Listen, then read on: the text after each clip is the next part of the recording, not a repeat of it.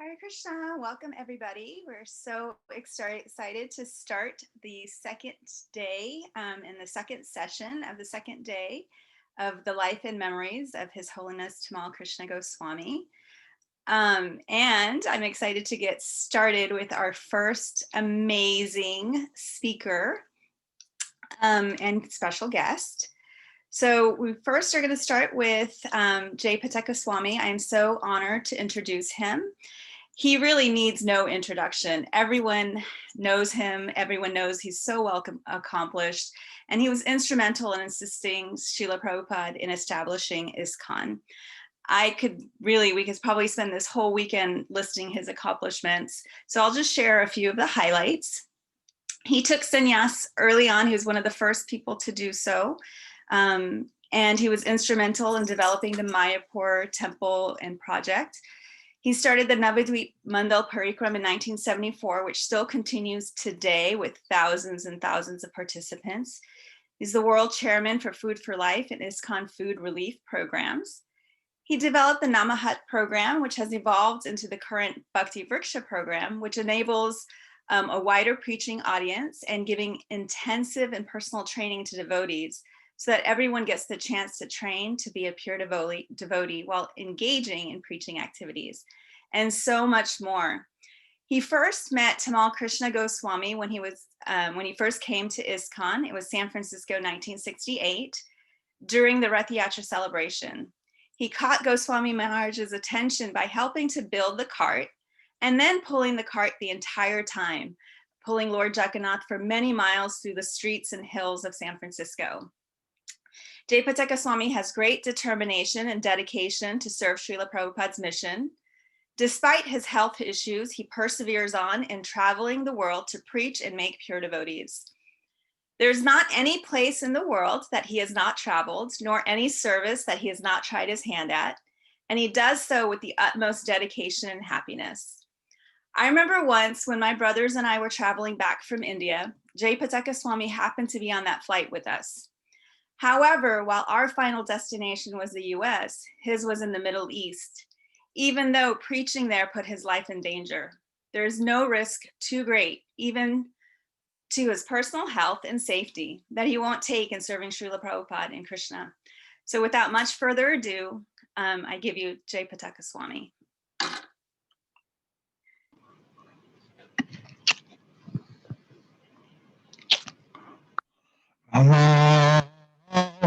Krishna Padaya, Krishna Prasthaya, Bhutale, Srimati Bhakti Vedanta Swami, Iti Namane. Namo Vishnu Padaya, Krishna Prasthaya, Bhutale, Srimati Bhakti Vedanta Swami, Iti Namane.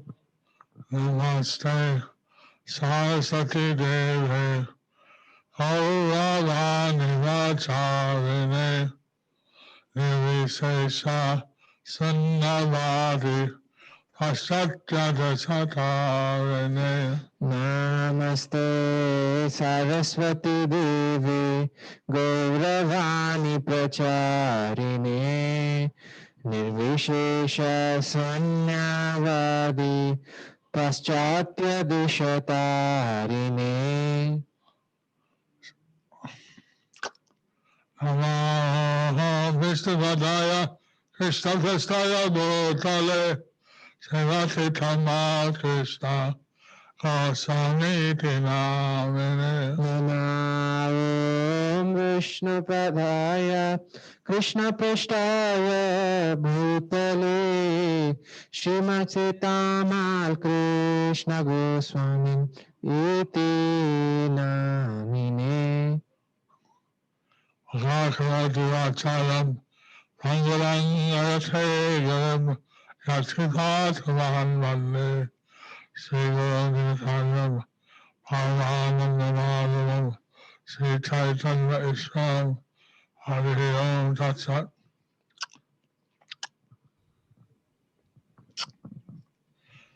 I'm very glad to be present on this occasion of our His Holiness Tamal Krishna Goswami. I'm very glad to be present here in the occasion of glorifying His Holiness Tamal Krishna Goswami. 我非常高兴能够参加荣耀 Tamal Krishna Goswami。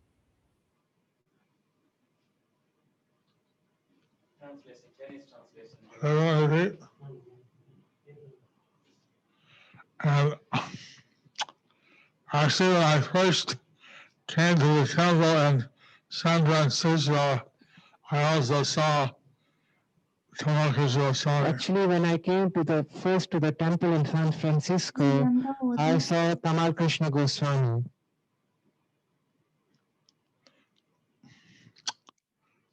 I went after the Rath Yatra to Montreal to see Prabhupada. Then I went after the Rath Yatra to Montreal to see Srila Prabhupada. And then, when I was in Calcutta, at that time, Srila Prabhupada established His Holiness Tamal Krishna Goswami as DDC for India. When I was in Calcutta, for the first time, Srila Prabhupada established Tamal Krishna Goswami as the GBC for India. So I was the temple president in Calcutta So I was the temple president in in Calcutta 1970-71. in 1970-71. And Tamal Krishna Goswami was he was a perfectionist. Tamal Krishna Goswami, he was a perfectionist. And I didn't come up to his standard. I didn't come up to his standard. So he kept removing me. So he kept removing me. And then Prabhupada kept putting me back. And then Prabhupada kept putting me back.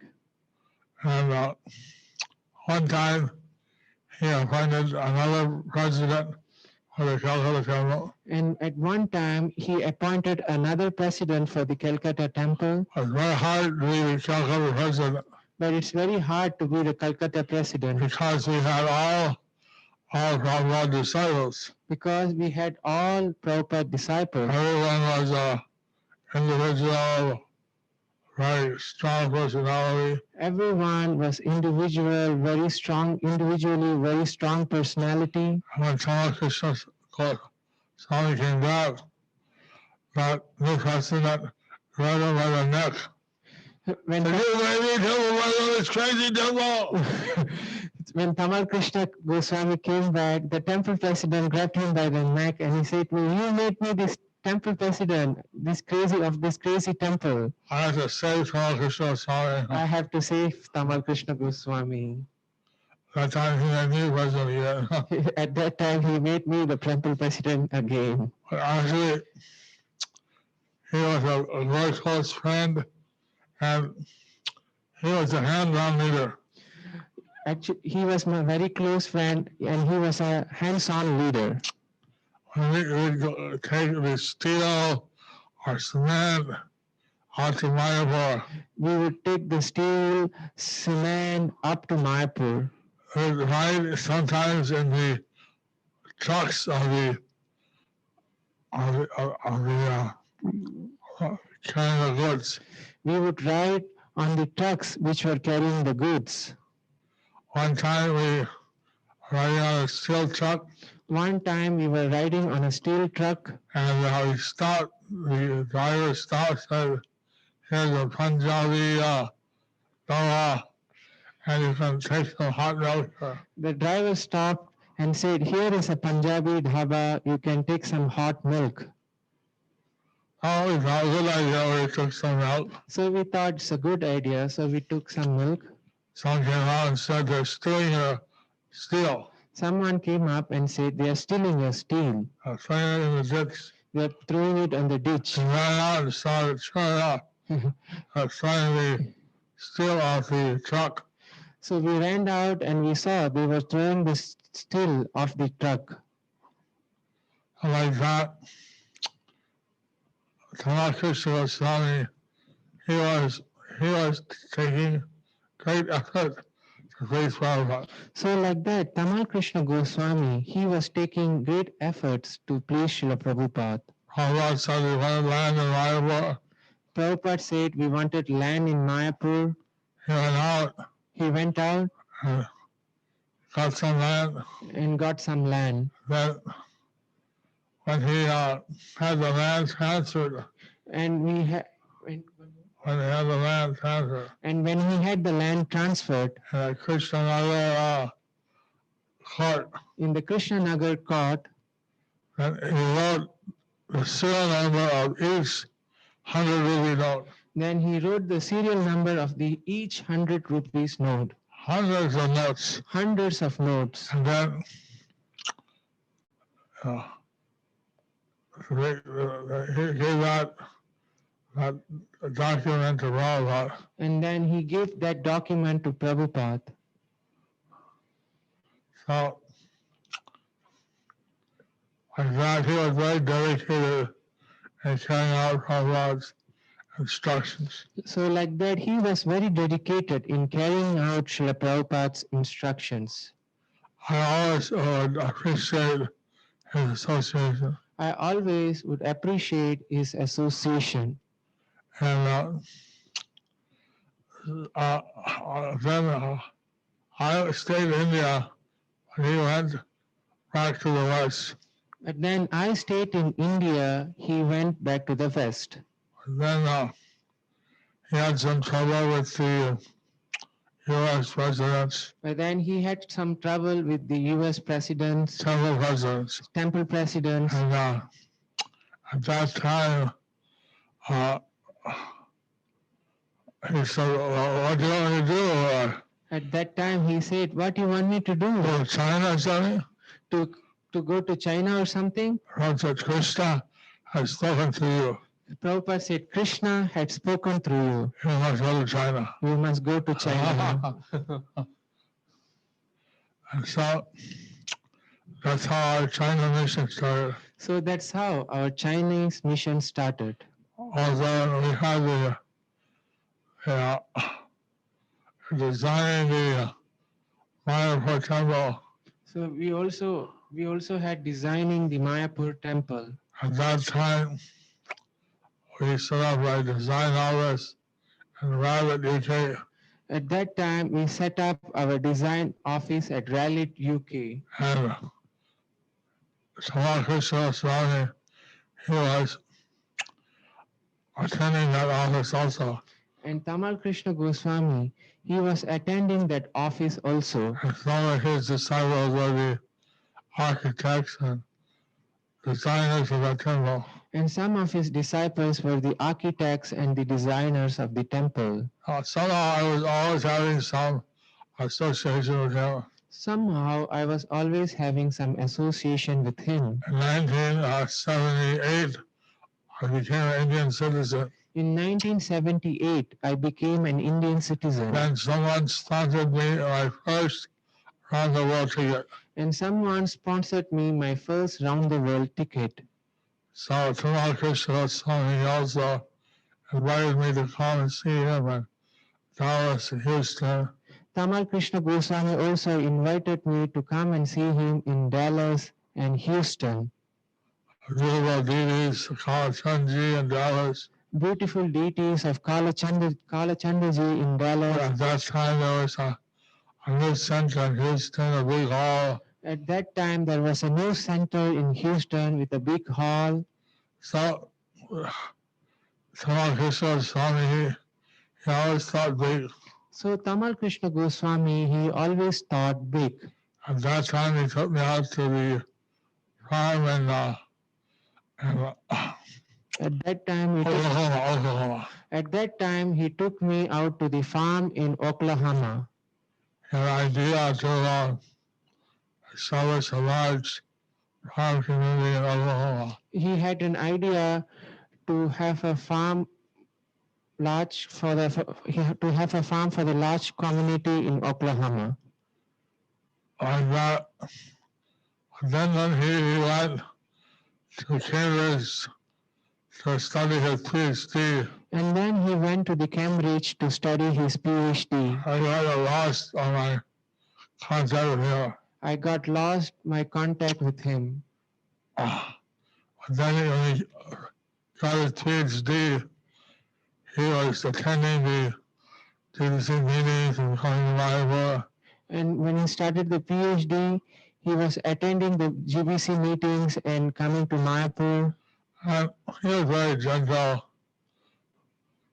He had And, become very gentle. and he had become very gentle. And he was encouraging everyone to spend daily time to chant Hare Krishna together, to study the books of Lord Chaitanya. And he was encouraging everyone during the GBC meetings to chant Hare Krishna together, to read the books of Lord Chaitanya. And then someone started to mistreat him. And someone started to mistreat him. And he was like a lion had been sleeping with. And he was like a lion, but then like a sleeping one.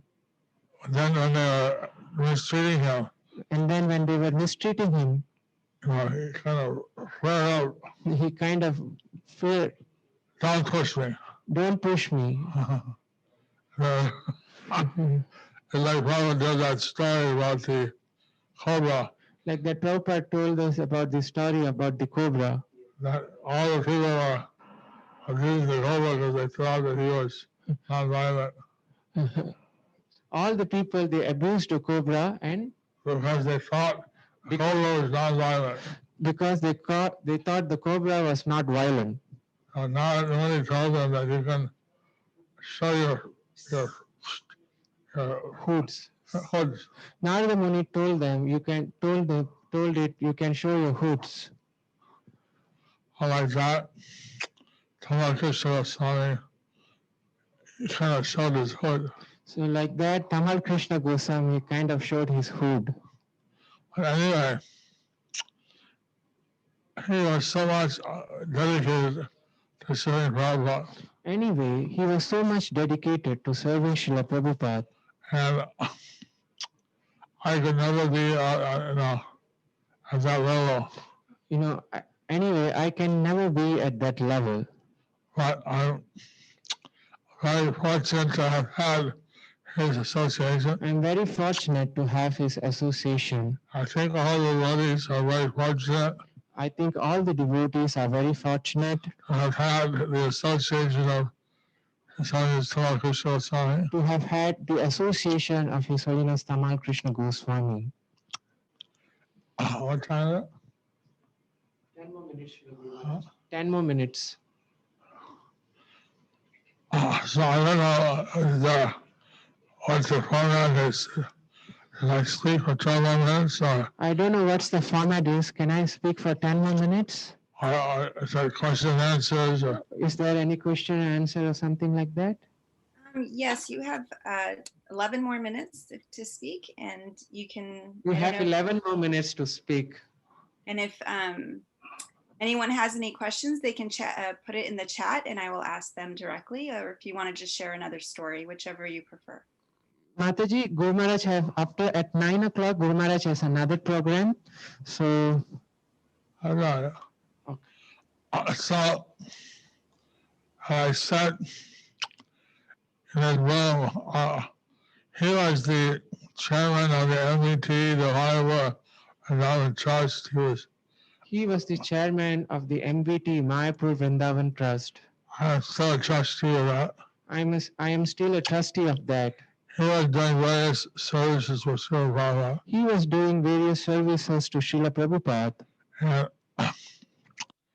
like when Prabhupada was in Vrindavan, Like when Prabhupada was in Vrindavan, he would just raise his hand he would just raise his hand, and Tamal Krishna Goswami would immediately understand what he wanted. and Tamal Krishna Goswami would immediately understand what he wanted. And Prabhupada would say that the first class disciple knows what the Guru wants even without him speaking it. Prabhupada would say that a first-class disciple, he knows what the Guru wants even without the Guru speaking. And one time I had the good fortune to be riding with Prabhupada and Tamal Krishna Goswami in the train. One time I had the good fortune to be riding with Tamal Krishna Goswami and Srila Prabhupada in the train. and to attend the Kumbh Mela. to attend the Kumbh Mela. So at that time, Prabhupada, he was in a train, so he held Prasad in both hands and was eating. Because he was in the train, he had prasadam with his both the hands. With both the hands. So he was sitting on the bed in the train, and He was sitting on the bed on the train. I think the other devotee was sitting on the ground I think the other devotee was sitting on the ground across the aisle across the aisle aisle. of the first class train room forward. The first class train room has Forward. four. So Prabhupada was eating, and then Tamal Krishna said, well, in India they have all kinds of milk, buffalo milk, cow milk. Prabhupada said to Tamal Krishna Maharaj. No, Tamal Krishna Maharaj. Oh, Tamal Krishna Maharaj told, well, in India, they have all kinds of milk. Buffalo milk, cow milk. Do they have dog milk? Right. Do they have dog milk? And Prabhupada, That's not milk. and Prabhupada said, that's not milk. So,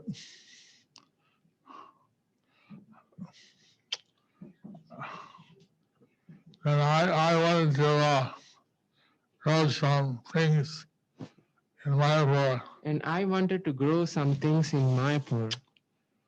but so I asked permission from Sri Prabhupada if I could do some agriculture. I asked permission from Srila Prabhupada so that I can do some agriculture.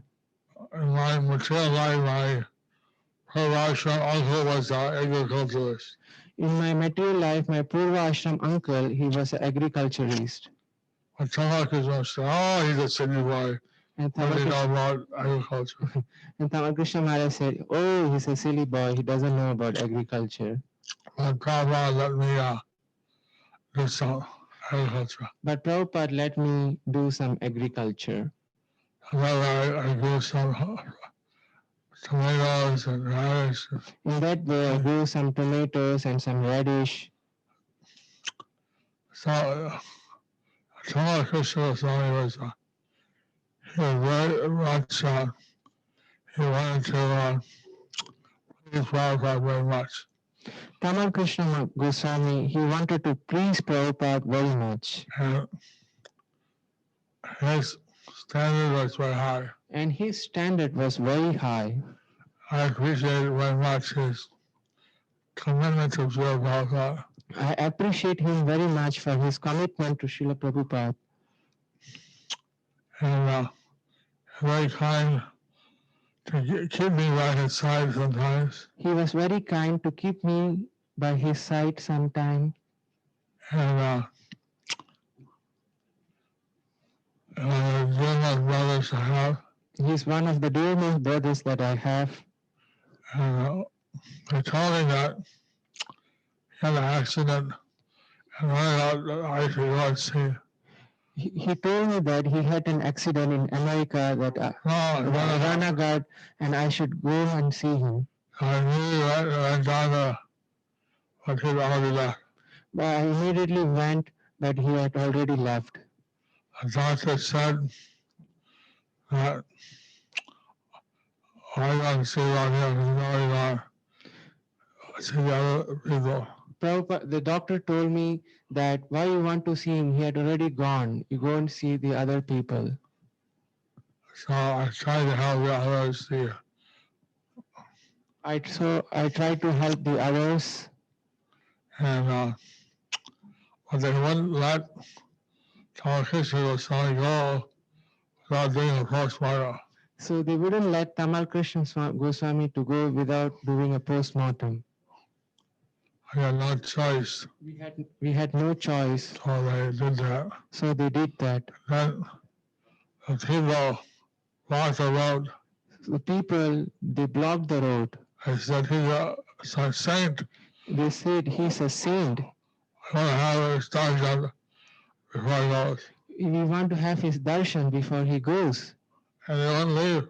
and he won't So leave. I sat down on the road. And they sat down on the road. And so then we gave them a darshan of Tamal Krishna Goswami Then Prabhu. we gave them a darshan of Tamal Krishna Goswami's Vapu. And they paid the reasons to let him go. And they paid obeisances and let him go. In 1989, I was attacked in Madrid. In 1989, I was attacked in Madrid. At that time, I was in the hospital, At that time, I was in the hospital. and Tamal Krishna Goswami came to see me. And Tamal Krishna Goswami, he came to see me. I think with Siva Maharaj. I think he came with Sivaram Maharaj. And at that time, because when they operated on me, they took all my Brahmin thread. Of course, at that time when they operated me, they took off my Brahmin thread. And then I said, I don't have a Brahmin thread. Then I said to him, I don't have a Brahmin thread. So then Tamal Krishna Goswami, he chanted one and gave me. And then Tamal Krishna Goswami, he chanted on one and he gave me. So I'm also wearing few people have the Brahmin thread from Tamal Krishna Goswami. Very few people have the Brahmin thread given by His Holiness Tamal Krishna Goswami. So, what's that now? Any question? Any questions? Yes, so we have a couple of people that have asked very similar questions about describing your most beautiful, heartfelt moment that you shared with Tamal Krishna Goswami.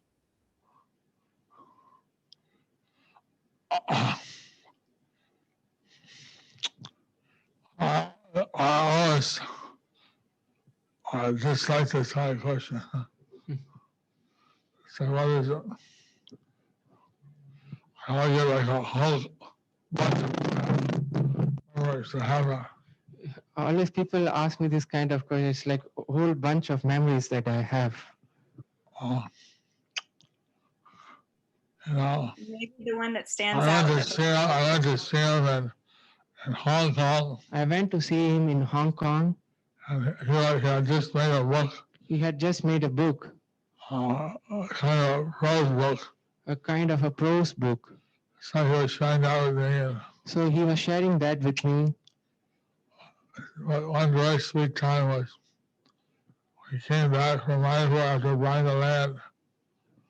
And One sweet time was when he came back from Mayapur after buying the land. and he was just so happy that he had done what Prabhupada requested him. So he was so happy that he has done what Prabhupada had requested him. And that way he was very expert. In that way, he was very expert. Sometimes he was all discussing Lord Chaitanya's Krishna's pastime. Sometimes he had all of us discussing Lord Chaitanya's or Lord Krishna's pastimes And then chanting Hare Krishna. and then chanting Hare Krishna.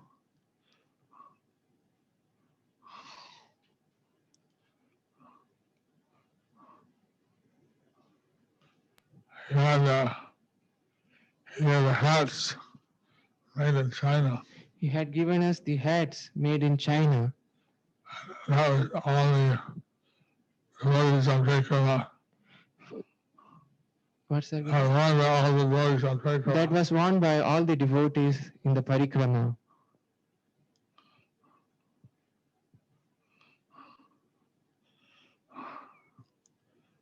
Someone had a vision that he was taken back by Srila Prabhupada. Someone had a vision that he was taken back by Srila Prabhupada.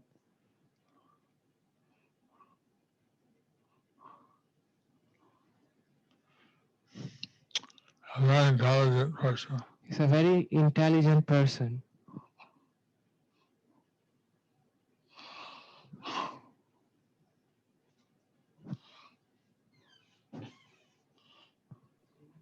Thank you Okay. so much. These pictures are beautiful, and yes, they bring back so many memories, and yeah. So we want to thank you. We have another question, but I think you have to go for another engagement. Is that correct? Uh, Yeah. how long? Hello. How long? How long question? Another question. So yes, we have a question. If you can share one of the qualities of Tamal Krishna Goswami that made him so dear to Srila Prabhupada, and how can we aspire to obtain such qualities? Well, he was very dedicated to pleasing his spiritual master. He was very dedicated for pleasing his spiritual master. And although Prabhupada would sometimes set a very high standard for him, Although Srila Prabhupada sometimes would set very high standards for him, he was always surrendered he was always surrendered to carry out his order. to carry out his order.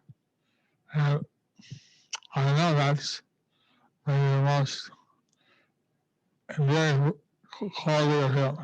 I know that is one of the most endearing quality of him.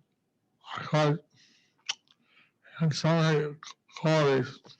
Of course, there were so many qualities. His vision for preaching, His vision for preaching, his idea of making a community, his idea of making a community and Dallas. in Dallas. I have many different ideas. He had many different ideas. And his vision was very deep. And his vision was very deep.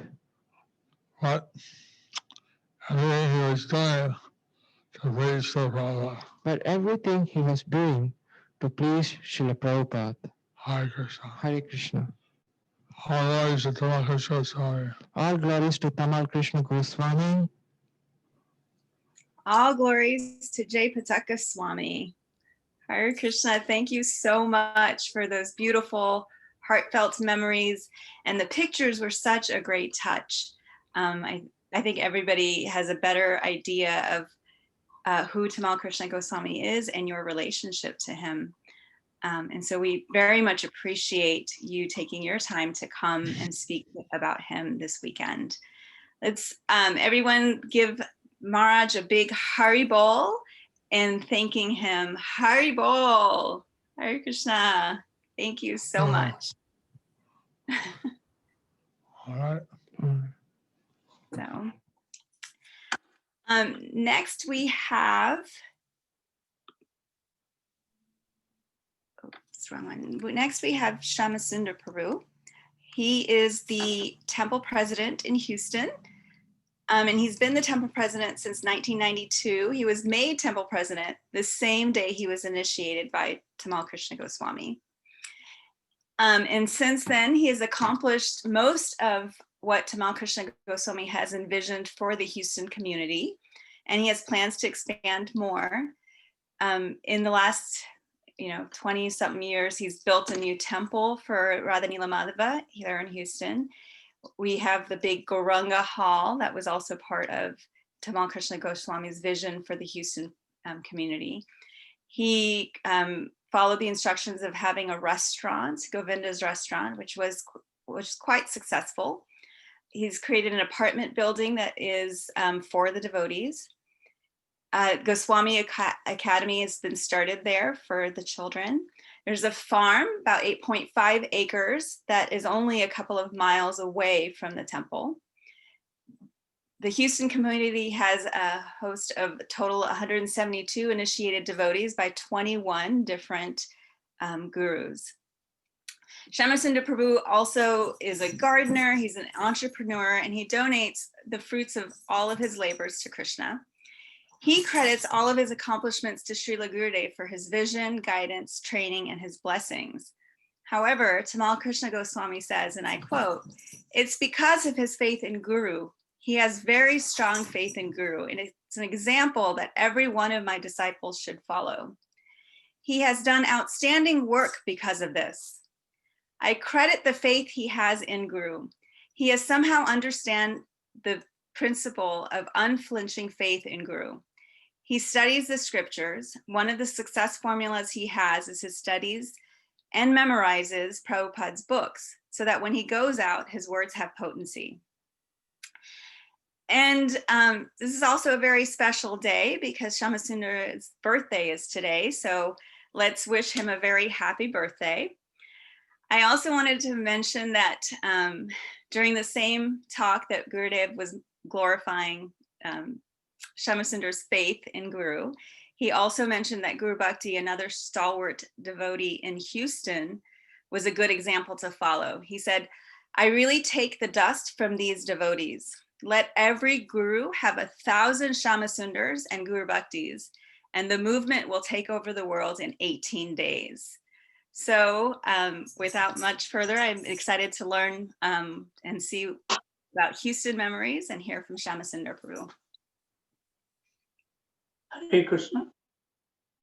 Om Ajnanatimirandasya Gananjana Salakaya Chakshur Unmilitam Yena Tasmai Sri Guru Namo Vishnu Daya Krishna Pastaya Bhutale Srimati Tamal Krishna Goswami Namine Namo Vishnu Daya Krishna Pastaya Bhutale Srimati Bhaktivedanta Swami Namine Vancha Kalpa Tarvesya Kripa Sindhu Vaivacha Patitanam Pavanebhyo Vaishnavebhyo Namo Namaha.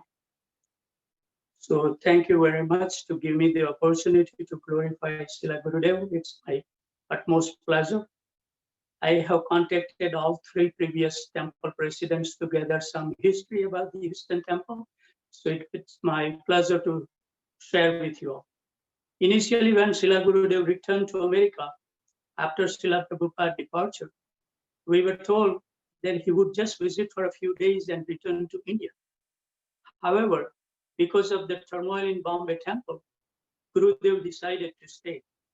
At that time, Radha Damodar party, one main temple, St. Louis, some buses, and some preaching center that would open and close sporadically. Gurudev told GBC if he was to stay in US, he would need some more temple to make up a zone that he can manage. That the Midwest zone was created by adding Chicago, Dallas, and Houston, forming 4 temples from the far north to deep south. After Srila Gurudev left for India to care for Srila Prabhupada, the Radha Damodar traveling Sankirtan party, due to politics, split into 2 factions. One based in Gitanagari farm, hence Vishnu Janswami Maharaj Radha Damodar deity have resided since then, and the other based at St. Louis temple. However, when Gurudev returned, he brought everyone back together, as well as bringing some of the bus leaders back to America that he had called to India to be with him previously. And on such a one driver, Janardhan Prabhu, bring the one bus with Jai Baldev Prabhu to the Houston temple, park in the parking lot, and eventually that bus was sold. Nitai Gaurchandra, the bus deity, were added to the altar with Nitai Chaitanya Chandra. The longest time Srila Gurudev spent in Houston in those initial days was whole month of December, like Christmas marathon time. And he would give Srimad Bhagavatam class very morning and evening, all the brahmacharis. He even cooked apple chutney, and in the evening he cooked cauliflower pakoras for the Sankirtan devotees in the evening when they come back. In Dallas, the only devotee that didn't leave was one Grahastha couple who were taking care of the Radha Kalachandji. Chicago has Grahastha and Brahmacharis, but the St. Louis and Houston temple has only Brahmacharis. So Gurudev, realizing that to preach to the public, it was better to show by example how couples could take to Krishna consciousness. So he brought women devotees to both St. Louis and Houston temple. So in 1980, when TBC sent Gurudev to Mayapur, many of his godbrothers left our zone, and when he returned about a year later, he made his disciple Rtadhvaja Prabhu the first temple president. And Prabhuji arranged some preaching program where Srila Gurudev would appear on the TV and the radio shows. Gurudev was not much impressed by our temple on Rosalie Street, saying it looked like a box. However, it was in a good location just out of the downtown. His plan on early 80s was to put a restaurant on the third floor. After the construction crew had finished the beautiful restaurant and temple renovation in Dallas, he brought them to Houston. Unfortunately, after getting out of the third floor, the construction leader decided to leave and took his entire crew with him.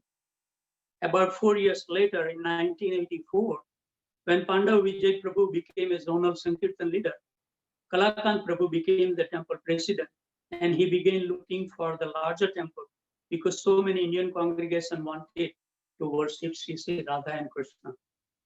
The building was old and damaged. A neighbor offered to buy the lot for $100,000. So we began to looking for the new location. After examining many properties, we settled on an old Baptist church on 34th Street where the temple stands now. There were 3 buildings on the property: main church hall, old personal house, and a newer classroom building. Gurudev liked this property because he felt it was the best place to develop a Krishna conscious community. At that time, there were few devotees in Houston, and he said that if we wanted to have association with devotees, we needed to create our own association. So after basic renovations, we moved Sri Gonita into the temple and began serving them. Gurudev brought in some talented disciples to help construct a more appropriate temple room. He ordered Radha Krishna deity from India and then shipped to Houston. That deity originally was planned to install at the Oklahoma farm. The deity remained in the closet in the back of the temple room until the renovations were complete. And finally, on Janmashtami in 1986, Sri Radhanila Madhava was installed, and first dressing was offered by Srila Gurudev and His Holiness Bhakti-Chara Swami Maharaj.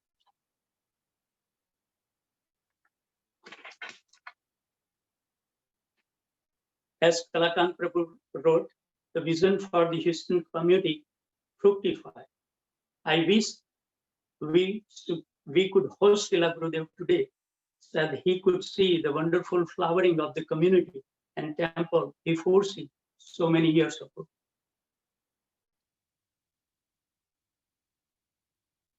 Then Srila Gurudev appointed His Grace Madhvanand Prabhu as the temple president. Prabhu really worked hard to reach out to the Indian community. He will hold home programs at different businessmen's homes and invite their friends and expose them to Srila Gurudev. Fundraising was done, raised fund to complete the renovation, and more Indian members started attending temple programs. And some members became serious and took shelter of Srila Gurudev. Most successful program during that time was Saturday home program. Every week at different house and different part of the city to reach out most of the Indian community. We used to get together, do kirtan, light discourse, and nice prasadam. Just by noticing the loving exchange among the devotees who were trained by Srila Gurudev, the newcomers get attracted and start becoming regular practitioners. Srila Gurudev give Bhagavata class, Sunday face class, some evening home program class, worship the deity himself, attend Mangala Aarti, and chant in the temple with other devotees, setting a very good example and start the Houston temple atmosphere. We installed Sri Radhanila Madhava in 86. We continued preaching to Indian congregation and attendance were increasing. In 1989, His Holiness Bibi Govinda Swami, His Grace Ayodhyapati at that time, bought Sri Giriraj Shila from India. When he came, he lost his baggage in transit, and then carry on, he was just carrying the Giriraj Shila. So he was really worrying about the situation, what to do. And Gurudev came forward and took care of him by offering his own clothes and everything else he needed. Srila Gurudev repeatedly thanked His Holiness Bibi Govinda Swami Maharaj for personally carrying Giriraj on the way from Vrindavan, India to Houston, Texas. In 1992, Madhvanand Prabhu requested Srila Gurudev to appoint new president, and that responsibility was given to me on May 31st, 1992, when me and my wife took first initiation. We had less than 3 acres of land, 3 wooden old frame buildings, and very small place for the parking, 10 to 15 cars. As members grew, facility was very small and need for the expansion. Being an expert visionary person, Srila Gurudev started instructing me for the expansions of the project. His primary instructions were buy as many property close to the temple for the required future development. He outlined the master plan for the community and take in effect in the different phases. Strong community near the temple, housing and apartment project, school for the children, separate facility, professionally run, community hall, and vegetarian restaurants. Also, one point he was thinking to open a very nice education centers, either in Houston or in Mayapur, but thanks to the Gurudev. So slowly we start acquiring properties near the temple. Gurudev used to hold the preliminary meetings with the manager, devotees, businessmen, members to get their initial input on the project. So ultimately, they can buy into the project. Fundraising brochure was produced with different level of donations. All the property, at that time, the old property has the mortgage. And we need to reach out to the member to give us the loan interest free for 1 year, 5 year, 10 year, and different amount. So we approached the member and we were very successful to raise the enough fund to pay off the loan. And by just saving that mortgage payment, we were able to return all the member what we promised, the loan amount. So many donors, so many who give us the loan, looking at our sincerity and also they felt the need at the time, they convert that loan into the donations, make our work little easy. First, we built the Gauranga Hall and offered as a centennial gift to Srila Prabhupada in May 1996. And members were keep on growing with a nice facility. Gurudev requested his god brothers to visit Houston and enlighten the Houston community. So we are very grateful for all these sannyasi who has given their time to the Houston community. Gurudev hold a couple of GBC meeting in Houston to give a chance to Houston devotee to serve the exalted Vaishnava and get their kind blessings. Gurudev unique expertise due to his purity to see specific potential in each devotee and member or whoever come across him and engage them accordingly. That's a far out quality that it has imbibed in my heart. Gurudev was very personal and kind to give his important time so that they make the spiritual progress. He started visiting Houston, Dallas community on a regular basis. And from morning to night, he will meet specific devotee and member at a specific time. It was very specific, whom to associate at what time and what service they can render, to give his personal association to those devotees and the members, giving them personal attention and guidance, building affectionate relationship. He also emphasized on Western preaching, setting a good example by personally attending the Westheimer Festival outreach events. We have the different educational system that he established: Sunday school, yoga class, adult education, Bhakti Books program, Bhakti Shastri and Bhakti Vaibhava class. He also entertained the sports, dramas, and cultural activities. Srila Gurudev was so expert to relate with anyone. Only our job was to bring the people to him. We created the lunch program, where we will invite educators, businessmen, professional people, and intellectual people to take lunch with Srila Gurudev. He will do 80% of the talk and still he will finish his lunch with everybody else. Amazing. One businessman shared his feeling with me that your guru, I like him so much. Your guru is first class. So I asked him why. So his response was that he's so expert that he know my inclination was not for spiritual life. So he will ask me about the worldly affairs and make me feel comfortable.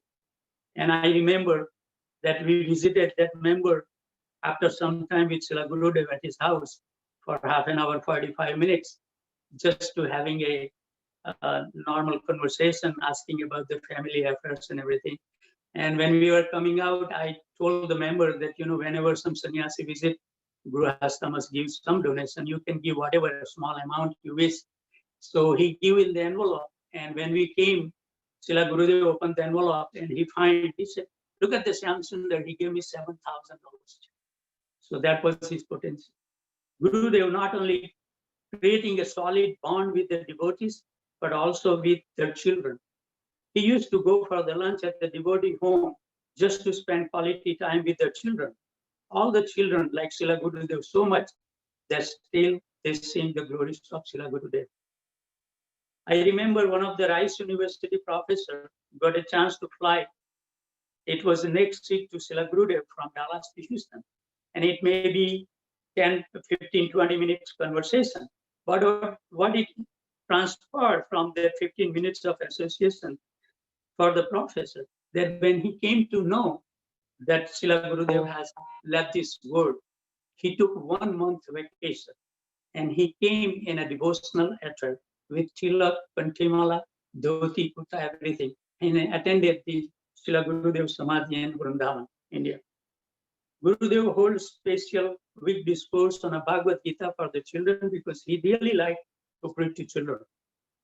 Slowly, we start to realize that Gurudev personal attention is making everyone close to Srila Gurudev and become serious to render service to him. As devotees start maturing in their spiritual practices, they really imbibe the mood of Srila Gurudev, that how nicely Srila Gurudev shows Srila Prabhupada. So all of us were ready to do whatever needed to please him. I just want to share my personal realization that during the construction time, there were two things. One, I was dwelling because our project was delayed for more than a decade. So I was thinking, why this project delay? So now, in a mature state little bit, I can go back and reflect that there was some money was also going to come so we can build a beautiful temple. And other reason was we were committed to invite Sitaram, Lakshman, Hanuman deity, but because the temple delays and everything, the member who was really insisting to install those deities, he left and he joined other temple. So one morning, Srila Gurudev called me on the altar and he said, Syamsundara, this is before the member left. He said, I really like this arrangement. If you really ask my opinion, I think we shouldn't invite Lord Ramchandra. And I think that because of his sincerity, that he wants to have it that way, Krishna made the arrangement, that member left our temple and joined other one. And also, we were struggling, and my general manager was so expert. He said, I have never taken a defeat in the material world. And now I'm trying to build a beautiful temple for pleasure of Srila Gurudev and Krishna. Why I'm not becoming successful? So he doesn't like that, the design and the material we use. And it was ready, that altar was ready, the walls of the temple was ready. And he said, Syamsundara, I'm really not happy. Can you just let me tear it down? And I was in a real anxiety that what should I do? Because people were criticizing me because it was getting delayed. They were telling me that he is wasting the money. He's never going to complete the temple. So Srila Gurudev appeared in the dream. And he said, I explained my situation to Srila Gurudev. And Gurudev says, Syamsundara, you are not going to build any other temple in your life. Why don't you build a beautiful temple? And he said that your project has been delayed for a decade. If you delay for 2 more years, what's wrong with it? Go ahead. So then we demolish everything, and that what you see is because of that conversation with Srila Gurudev. There are many senior and dedicated devotees in Houston who has taken so many responsibility, executing with so much determination. So this is one yatra that's full of dedicated, wonderful and talented devotees. That's why you see the Houston. We have so many teams with qualified people: teaching team, cooking team, deity dressing team, education team, farm team, Sankirtan team, festival organization team, communication team, networking team, decoration team, devotee care team, Sunday school team, fundraising team, Govindas team, cleaning team, deity worship team, deity kitchen cleaning and organizing team, deity garland making team, visitor care team, transportation team, youth team, senior youth team, accounting team, property tax insurance team, Kirtan team, Goswami Academy team, and gift shop team. So Srila Gurudev was such a person. He attracted each and every one, and he gave so much love and affection. So we feel enough to do whatever is required to please him. So also we are very grateful to His Holiness Giriraj Swami Maharaj, Giridhari Swami Maharaj, Keshavarti Maharaj, and Rtadhvaja Maharaj, that to give a kind association guidance in absence of Srila Gurudev. All glories to the disciples, devotees, children, youth, businessmen, professional people, and all the members who put so much hard work to make Srila Gurudev dream come alive for the Houston Yatra. To please Srila Gurudev in his separation with intense desire will keep us extremely bounded with him and looking forward to assist wherever the opportunity may arise in the future. Gurudev, please keep Houston community at the dusk of your divine lotus feet. All glories to His Divine Grace, Tamal Krishna Goswami Maharaj. Srila Gurudev ki jai. Jai, Srila Gurudev ki jai. Thank Jai. you. That was beautiful. I know Houston is absolutely near and dear to my heart because that's where I took initiation from Tamal Krishna Goswami. And I spent a lot of my early years as a devotee there as well. So I appreciate you sharing the Houston history. So far we've had a great weekend. Yesterday, we started it off with Giriraj Swami and Kirtan, and we heard from Nityananda Prabhu, and this morning we had an amazing session, or the first session of today. And so far this second session has been absolutely wonderful. So tomorrow we have a great lineup as well. The first session features Krishna Kshetra Swami, Giridhari Swami, Bhakti Vidyapurna Swami, Lokanath Swami, and that's just for the first session of tomorrow. Let's see. Next, we have Vishaka Devi Dasi. She earned her Associate of Applied Science degree with honors from Rochester Institute of Technology. She published her first book, Photomacrography, Art and Techniques, shortly thereafter. In 1971, she traveled to India, where she met A.C. Bhaktivedanta Swami Srila Prabhupada and accepted initiation from him in Vrindavan that same year. As a photographer, she traveled with Srila Prabhupada and his students in India, Europe, and the United States, and photographed him throughout the journey. As a writer, she wrote numerous articles for Back to Godhead magazine and 4 books. The most recently and the most popular, 5 years, 11 months, and a lifetime of unexpected love, a memoir of her time with Srila Prabhupada. Vishaka Devi also assists her husband, Yadu Bardas, in making documentary films on Srila Prabhupada and on the philosophy and culture of Krishna consciousness. Most notably, the couple released Hare Krishna, the mantra, the movement, and the Swami who started it all, which won the jury prize for best film at the 2017 Illuminate Film Festival and has been released in theaters internationally. They have 2 beautiful daughters. Currently, Vishaka Devi is serving as temple president of Bhaktivedanta Manor in the UK. She's met Tamal Krishna Goswami a few times. The first time was when he was a Grihasta serving in India in 1971. She also met him when he was heading up the Radha Damodar traveling parties that had buses touring the US. And the last time she met him was in Mayapur, where they had a talk in his room, and he introduced her to his brother, Carl, now Kalachandji Das, Carl's wife, Stella, now Shraddhanjali Devi Dasi, and their children, Tamal Krishna Goswami's nephews and niece. Although she's a wallflower, happy to blend into the scenery and not be noticed, she aggressively and boldly made sure she took good pictures of Srila Prabhupada, as this was her service. A great example that faith and determination in Guru can empower one to be who they need to be to do their appointed service. So it is my pleasure and honor to introduce you to Vishaka Devi Dasi. Hare Krishna. Namo Vishnu Padaya Krishna Prastaya Bhutale Srimate Bhaktivedanta Swami Namane. Namaste Saraswati Devi Gauravani Krishnarni Nirvase Sasunyavadi Pasyati Deshatani. Jaya Shri Krishna Chaitanya Prabhu Nityananda Shri Advaita Gadadhar Shivasari Gaur Bhaktivinoda. Hare Krishna, Krishna Krishna, Hare Hare, Hare Rama, Rama Rama, Hare Hare. Vanchakalpa Tarubhyascha, Kripa Sindhu Vyevacha, Patitanam Pavanebhyo Vaishnavebhyo Namo Namaha. Hare Krishna. Thank you so much for inviting me to speak at this very auspicious occasion. Very grateful to be among you and to glorify His Holiness Tamal Krishna Goswami.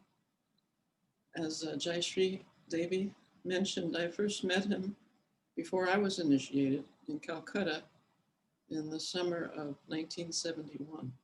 And at that time, Tamal Krishna was a Grihasta, and he was also the GBC for India. And as other speakers have mentioned, Jayapataka Swami mentioned, he was a perfectionist, and he was also very focused and intense on doing his service for Srila Prabhupada, as with all his energy, with all his intelligence, mind, words, and body. And as a very new person living in the temple, I strongly felt his intensity and how he wanted things to be done properly for Prabhupada's pleasure and to push on Lord Chaitanya Mahaprabhu's movement. So that was a bit fearful for me, I would say, and a bit stressful for me because I was yet to understand everything that was going on. And we should mention that at that time, it was unlike this time because the residents of the temple in Calcutta were foreigners. So they had problems with their visas. Sometimes we were homesick. Sometimes we got sick because of the different climate, the different diet that we were in. Very often we were cheated. We didn't speak the language. Neither did we understand very well the culture that we were living in. So it was a very difficult circumstance to serve in for all of us, but especially for the leaders and especially for the leader of the leaders, who at that time was Tamal Krishna Goswami, who was serving as GBC, as I mentioned. So while I felt his intensity, and that made me frankly uncomfortable, I could also experience his commitment to his service, and that was certainly admirable. Then he traveled, and sometimes I was with him in the various places in India that Prabhupada was developing. I was also there in 1972 in Jaipur when he took sannyas. And at that time, he requested me, as Jayashree Devi mentioned, I was a photographer by training, and I was photographing Prabhupada and his followers. So Tamal Krishna Goswami requested me to take many, many pictures of the ceremony from all different angles, which I did. And at that same occasion in Jaipur, the deities of Radha Govinda were installed by Srila Prabhupada, and they're now being worshipped in Brooklyn, ISKCON. Jamuna Devi did the Abhishek with Prabhupada looking on. So it was quite a historic pandal, Jaipur pandal. Then after some time, as we know, Tamal Krishna Goswami left India and united with Vishnu Janan Swami in the Radha Damodar traveling bus party. And again, his intensity, his determination, his commitment to this project was unparalleled, as it had been in India when he was leading there. He was very expert at what he did, very intelligent, an expert organizer, and had the ability to inspire devotees and to also push them to do more than they thought they could do. And so from that leadership of his, the Radha Damodar party made so many devotees, it distributed so many books. I was in Chicago when Tamal Krishna Goswami came with his fleet of buses, and it seems to me about 70 people got initiated. It was a very large initiation. Also, they had Gaur-Nitai deities that were installed at that time that could be placed in the buses and worshipped as the devotees traveled throughout the states. So it was a very dynamic program. It did create some unrest and dissatisfaction amongst the temple presidents. And as a result of that, Tamal Krishna had a new assignment to go to China, as we know. So years passed, and he was very much absorbed in his service in the Chinese yatra, as desired by Srila Prabhupada, and I was doing other things. And after many, many years, I saw him again in Sridham Mayapur. And to give you an idea of how many years had passed, he didn't recognize me. I recognized him, but he didn't recognize me. And I said something to him, and then he realized and he apologized for not recognizing me. And we went to his room in Mayapur, where, as it's mentioned, I met his brother and his brother's wife and children. But what was remarkable to me at that time was that all that intensity, that determination, that commitment, that intelligence, that expertise that I had seen previously when he was in India and later on in the US, that was all now focused to renewing himself. He actually made himself a different person with his incredible determination to do that. And so now he was a kind, fatherly person. He had accepted disciples. He was concerned about his disciples' well-being. He became personally involved in their lives. He took all the time that they needed, and he helped them. So it was wonderful for me to see him reinvent himself according to the needs of the service that Prabhupada had given him, and how his drive and his determination and his focus could allow him to do that. It's not easy to reinvent yourself, and Tamal Krishna Goswami did that. So that's a great source of inspiration for me, a great source of hope that I can also perhaps reinvent myself to do the service that Prabhupada is requesting of me. And I pray for that. And I look to him for an example of how that can be done successfully. So thank you very much, Tamal Krishna Goswami Maharaj, and thank you for allowing me to express these few words of appreciation for him and for inviting me into your company. I very much appreciate being here. Hare Krishna. Thank you. Thank you so much for sharing your memories and heartfelt thoughts about Tamal Krishna Goswami. We really do appreciate that. So next we have Malati Devidasi. She was among Srila Prabhupada's first disciples. She was initiated by him in 1967 and became an integral part of ISKCON's pioneer years. She was one of 6 adults, along with her 6-year-old daughter, the now famous Saraswati, the first baby born in ISKCON, to go to London in a successful effort to establish Krishna consciousness in the UK. Upon meeting the Beatles and George Harrison, they recorded a successful recording that included the Mahamantra and the iconic Govindam prayers heard around the world daily in ISKCON centers today during greeting of the deities every morning. From the UK, she went with her husband and daughter to India as part of the first wave of Westerners who were personally deputed to India by Srila Prabhupada to establish ISKCON in the subcontinent. She is one of the founding members of the Vaishnavi ministry and was voted in as the first female GBC member in 1998. She holds deep concern for the future of ISKCON in general and for the care and advancement of women and youth within ISKCON. She advocates engaging women in all manners of service, inspired by Srila Prabhupada, who always engaged his spiritual daughters in devotional service. She is part of the team of devotees who recently completed a historic document in the form of a 595-page book of interviews with 305 of Srila Prabhupada's direct female disciples, entitled A Bond of Love, Srila Prabhupada and His Daughters, which she's holding up right now. It's profound memories and recollections of their personal experiences with His divine grace, highlighting the little known and wonderful relationships that existed then and to this day between Srila Prabhupada and his female disciples. She met Tamal Krishna Goswami in 1967 in San Francisco.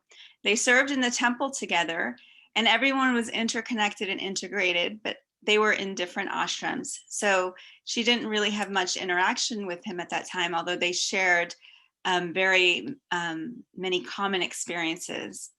Malati Prabhu has always wanted to be a gypsy, so she fulfilled this desire when she became a Hare Krishna and traveled widely around the world in service to Krishna.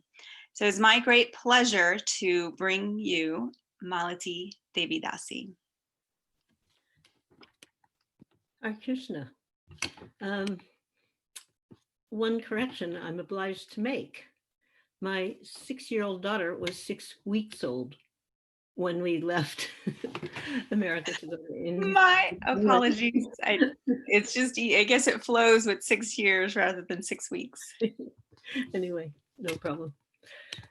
Thank you very much. And also my heartfelt thanks to Vishaka Devi, who is my eternal heroine, oh, fantastic Vaishnavi.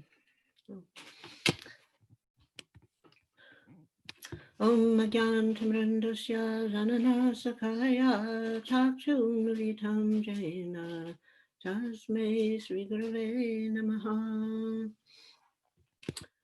So, as mentioned, it's not like I had a huge amount of interactions with Tamal Krishna, Adhikari, then Goswami, but enough to get a sense of the person. So my little talk will be on the sense of the person who became Tamal Krishna Goswami, where I, as Vishaka also pointed out, a transformation wherein an ordinary personality becomes an extraordinary personality. And from the Chaitanya Chaitamrita, Madhya 151, there's a verse that alludes to this, that according to their karma, all living entities are wandering throughout the entire universe. And some of them are being elevated to the upper planetary systems, some of them to the lower.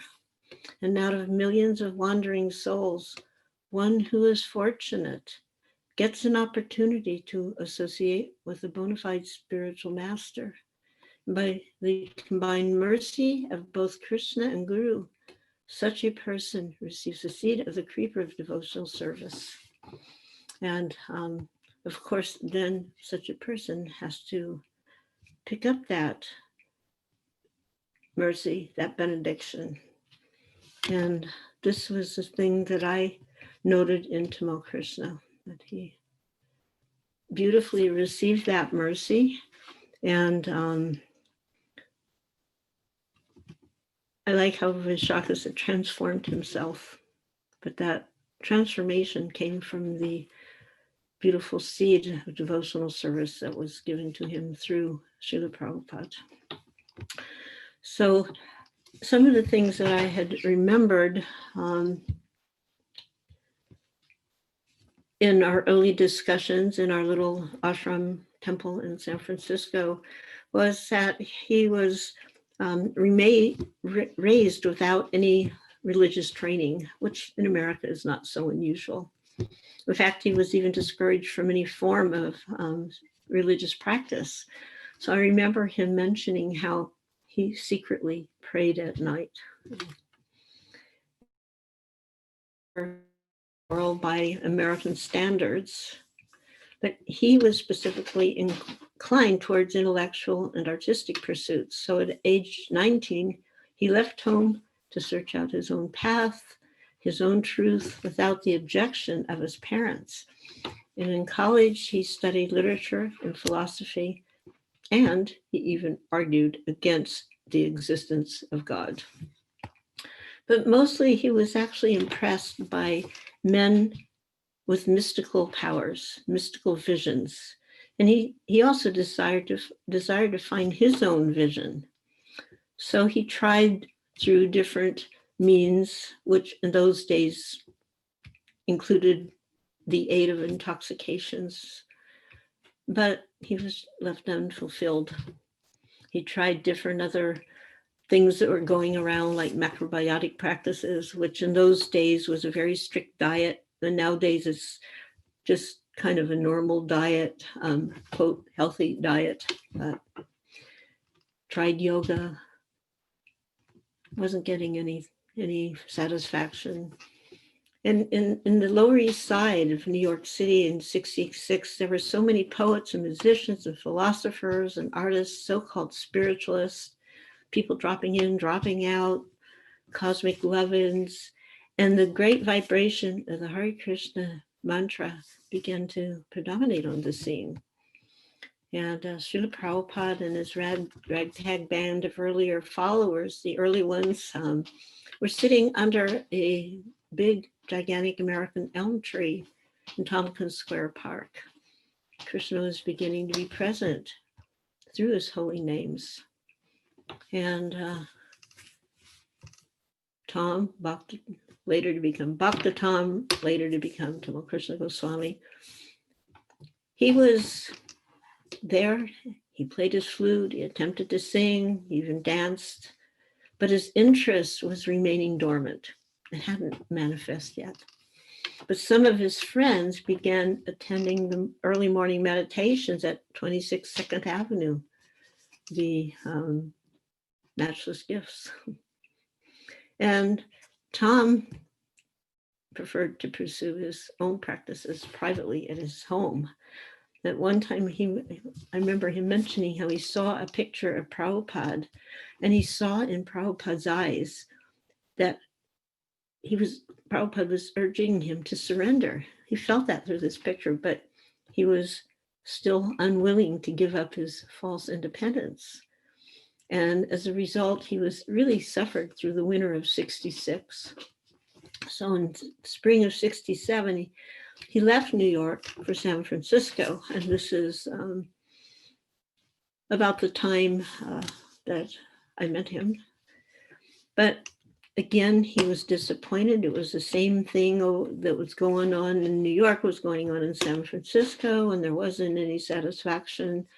There wasn't any instant enlightenment that he was finding. So then he went from San Francisco to Northern California outside of Mendocino to a place called Morning Star Ranch. And as was the case in that situation, he was living under a tree. The inhabitants of this commune were fairly, they were trying to live close to nature and experience different experiences, but most of it, involved intoxication, and most of the people there didn't even wear clothes, actually. And just before Tamal Krishna arrived on the scene, a month earlier, Srila Prabhupada had gone there.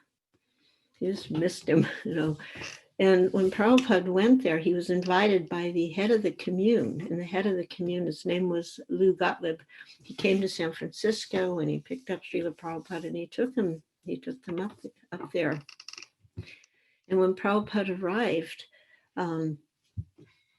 he was walking up a path and a young man dropped out of a tree just right in front of Srila Prabhupada, wearing nothing but the 4 directions, long hair and a beard. That was the situation. And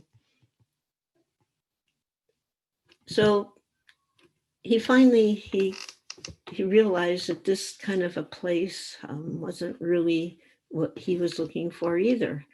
So he came back to San Francisco, came back to the city, but he was kind of living like a nomad. He didn't have a fixed residence. And finally, he got a room for $10 a month. So you can imagine if you have a room, even in those days, for $10 a month, it was minimal. There was no bathroom or kitchen even. And it was situated along the panhandle of Golden Gate Park. So for getting a little Lakshmi for maintenance, he was selling the Berkeley Barb. It was like an underground newspaper. And one day he met a friend from this Morning Star Ranch, and that friend gave him an invitation to the Sunday Love Feast. And he was beginning to get a little discouraged with what was going on, so he was kind of eager to attend this. And he was recounting how when he entered our little temple there on on Frederick Street, it was another world, totally. There was Jagannath Subhadra Baladevi. He had no idea what was going on. There was just a mixture of young people. There was the sounds at a kirtan. And there he saw Srila Prabhupada sitting, or Swamiji as he was called then, on a raised dais with an Arabic tapestry behind him that was brought by Syamsundara from Morocco. So Prabhupada was playing kartals. He was singing the opening prayers and then the Maha Mantra. Everyone joined in the dancing and chanting. But unfortunately, he had another previous engagement. So he was unable to stay for the lecture. And the previous engagement was that himself and Mark were assisting a self-styled Western spiritualist guru, physician, what's it called? Physicist. Anyway, I can't even say the word guru. And this guy's name was Ram Lamarick. So he was blending science and Christianity, and it was attracting diverse followers.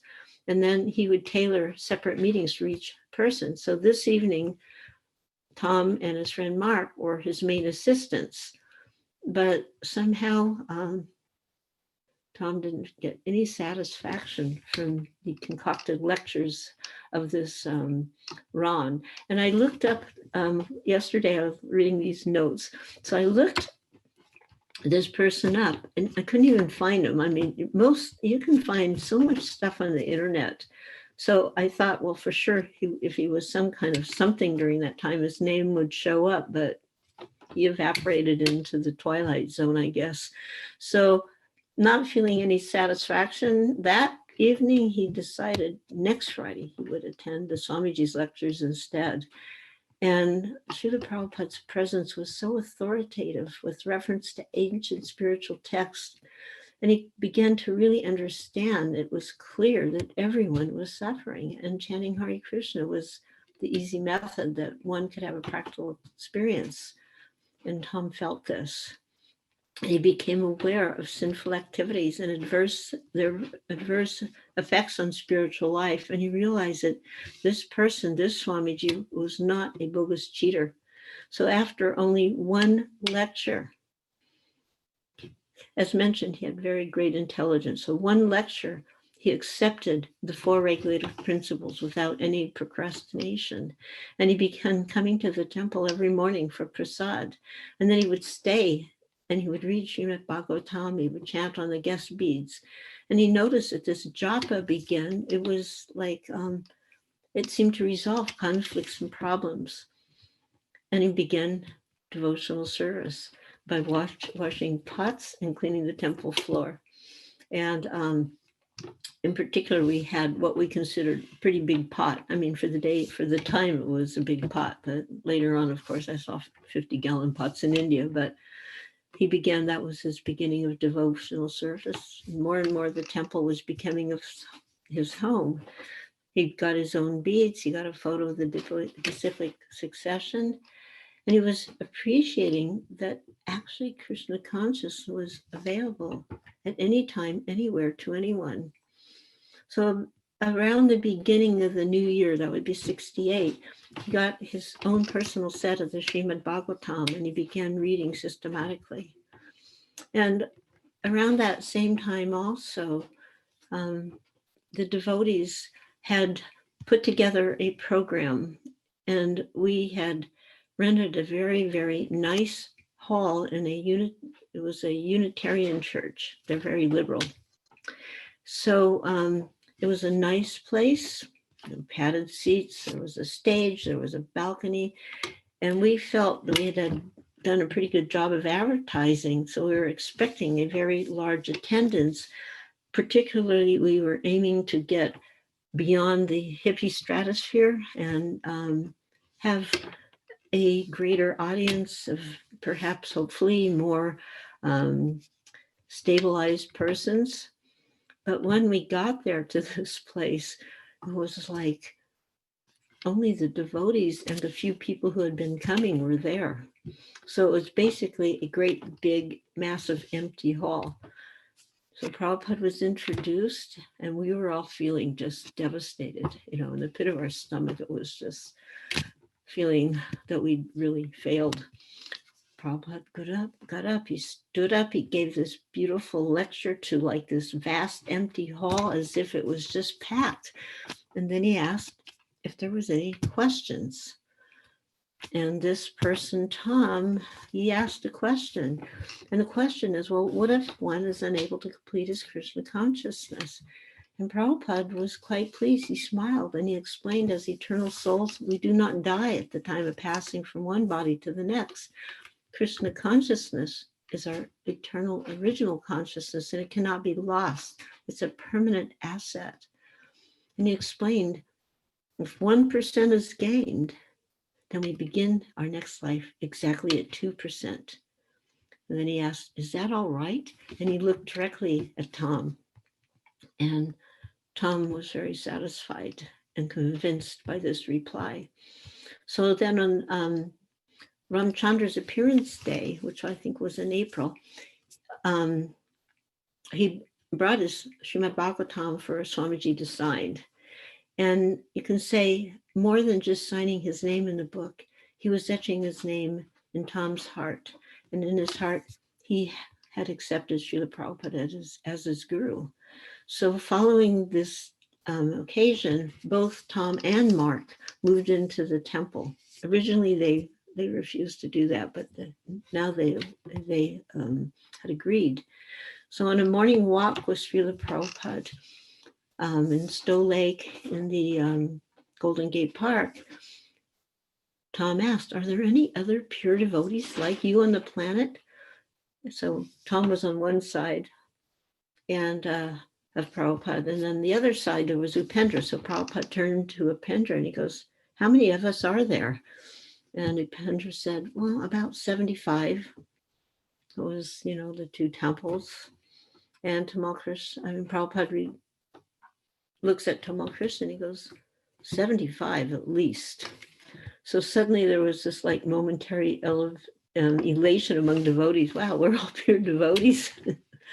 Not kind of understanding the degrees of purity that were available, just like, you're a kid in the preschool, the kindergarten, grade school, and up to PhD. You're all students, but there's a difference, in the level of students.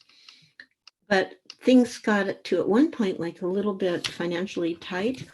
And Tamal Krishna gave the orders for the brahmacharis to all get jobs to assist Jayananda, the temple president. And I remember Tamal Krishna, he got a job assisted by Gurudas as working in the Kodak Film Company. And his friend Mark was making flutes and selling them, but everybody pitched in to help. And then on Easter Sunday, April 14th, along with Mark, he was initiated. So Mark became Vishnu Janan Swami, not Swami, Vishnu Janan Das, later Swami. And Prabhupada said, your name is Tamal Krishna. Tamal is the name of a tree that grows in Vrindavan, and because it's blackish like Krishna, gopis sometimes mistake that tree to be Krishna. And Radharani embraces the tree and rests in its shade. So then Tamal Krishna asked during a darshan, what is the spiritual world like? And right away, Srila Prabhupada,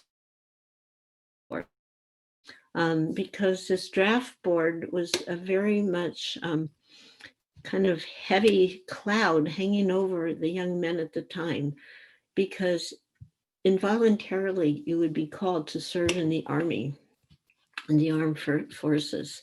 And nobody wanted to go because there was a totally foolish, no-win war going on, Vietnam War. So what's the spiritual world like? No draft board. And he told a joke about the miners, that some Christians had come and they were telling the miners, surrender to Jesus. And the miners said, well, why, And he goes, well, if you don't surrender to Jesus, you'll go to hell. Oh, what is hell like? Prabhupada described it very dark and damp. The Christians said, it's very dark, it's very damp. And these miners are thinking, oh, just like the mines, that's nothing. And then, the Christian preacher said, no newspapers, no tea. They go, oh, very bad place is hell. So Prabhupada told that joke. And then he said, Vaikuntha means no anxiety, all problems are finished. And 4 days later, Prabhupada, he departed from New York City, leaving his group of disciples to despair and separation. So one of Tamal Krishna's first services in separation was that he was collecting eucalyptus leaves and very carefully trimming them and spraying them with water and wrapping them in cellophane and sending them to Srila Prabhupada in New York City. I don't know, what's the time thing now? Is it over? I don't know. We have a couple more minutes if you want to continue sharing. So he was Prabhupada's intimate servant at times, and other times his secretary, and sometimes both of them at the same time. And Prabhupada was very good at correcting his disciples, especially the powerful disciples. And he did it in a very interesting way, usually. So at one point, Tamal Krishna told me this himself. Prabhupada said, you have a bad habit. Whenever I need anything, you always get your assistants to get it. Of course, sometimes that can be a good thing, and engaging others. But in Juhu in Bombay, I had another personal experience. We were living pretty much in tents, and Prabhupada, of course, had a place to live. But we were a new spectacle to the neighbors. So Prabhupada called a meeting with all the residents of the Juhu, the people that were living there before we came. And he called a meeting outside to introduce what it was we were there to do. And I was there, other devotees were there, Tamal Krishna was there, and at the time he was Adhikari. And there was a big table, and many of the leading residents were there. And for some reason, Srila Prabhupada called on me first to speak. My husband was his secretary, so he was busy doing whatever he had to do. And I had my daughter, who was now a toddler, and Prabhupada, he says, Tamal Krishna can hold her so that I could speak. So Tamal Krishna was holding my daughter. And then after I spoke, I, of course, took her back, and he called in Tamal Krishna to speak. And intending to show how Srila Prabhupada had transformed all these young people, he started describing, our previous life, his previous life, and mentioning, I had so much drugs, I had so much sex, and he spoke. And then after he spoke, one man raised his hand, and he had a question, and the question was, how much sex did you have? So from that, we could understand that probably it was not such a good idea to bring up in India these former habits. They couldn't understand.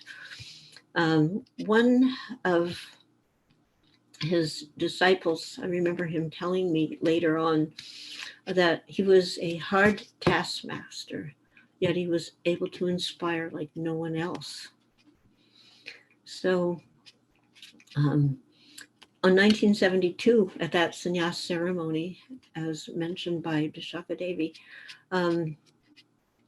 after the ceremony, all of us were going after the program in Jaipur. Most of us were returning to our previous places of service. And then Tamal Krishna also came back to Mumbai, but he didn't go to the temple. So Srila Prabhupada was, what's happening? Why isn't he coming? They said, well, his wife is here, his former wife is here. And Prabhupada dismissed that. He goes, the temple is a neutral place. So Prabhupada's beautiful, all-encompassing vision. On March 15th in 2002, I was in a hospital bed at Bhaktivedanta Hospital. I was being treated for intestinal TB that had almost taken my life. And as a result of this, I had missed the AGM, the meeting of the GBC meeting. And I had been really looking forward to this meeting because for the first time in many years, His Holiness Tamal Krishna was attending. And he was having nightly kirtans after the meetings in his room. And I was just feeling cheated by this disease that I wasn't there. So March 15th morning, I turned on my radio. It was the day after the GBC meetings had ended. So they had a radio connection in the hospital to Jayapataka. So I turned on the radio to listen to the meeting, to the Srimad Bhagavatam class. And Devamrita Swami was the speaker. He had left Mayapur already and had arrived. So he was speaking, and suddenly he paused and he said, oh, someone is passing me a note. So I heard this paper opening up. And he starts to read. Tamal Krishna Goswami has left his body. And then there was this silence. And I remember feeling really anxious, like, what is this? And I wasn't ready to immediately believe it because just a few weeks prior to that in a temple in Ohio, someone called us up late in the night and they said, somebody just killed Syamsundara Goswami. And it was just so shocking. And I immediately started to call around to find what had happened. But I found out it was a terrible hoax, that it actually had not at all happened.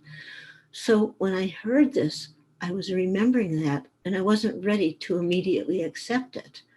But then I got a phone call from another devotee, Muktikesh Prabhu, and he was from America, but he was in Juhu. And he told me, he said, it must be true, because there is Narmada Swami, and he's standing as if a statue, stunned in a pool of non-ending tears that are falling to his feet. So he said it must be true. And of course, we found out that it was true. So the legacy of Tamal Krishna as a hard taskmaster, I'll be very honest, many women found very much difficulty. God's sisters found difficulty in serving with him. But somehow or other, he had transformed. And this hard taskmaster had become a very caring guru and a very caring God brother. And I was fortunate to meet him during that period, myself and Jai Shri Devi, not just Jai Shri Devi, but my God sister. And not knowing for sure what to expect, we were called to meet him. But there we found the caring person of Tamal Krishna. I met that person, and I was very grateful that I got that opportunity. And I also looked to various God brothers and God sisters for hope, for inspiration. And now I was able to look to Goswami Maharaj, Tamal Krishna, for that same hope and information. And Vishaka Devi so wonderfully pointed out that, praying that perhaps same can happen to us if we can get that same determination and hold on to it. But having witnessed that transformation only gives you an insight into the greatness of the person that was Tamal Krishna Goswami. So thank you very much, all of you, and for inviting me, who is really totally a nobody. I'm awed to be in all of your presence. Thank you. Thank you so much, Malati Prabhu. That was beautiful, heartfelt, and we really enjoyed it. And you're totally right. The Tamal Krishna Goswami that I met is definitely a softer, sweeter version of him, and forever emblazoned in my heart in that mood. So thank you so much for sharing. Next we have Gurudas. We're having a little bit of technical difficulties, so he is going to speak without a camera. We'll try to play some pictures. He was president of ISKCON London and Vrindavan, the Krishna Balaram Temple. He was part of the Ramadamodar Traveling Sankirtan Party. He's the author of 3 books, including Love, Medicine, and Music, The Flip Side of the 60s, which depicts the early days of ISKCON with pictures and photographs and detailing stories that people have shared about their time with Srila Prabhupada.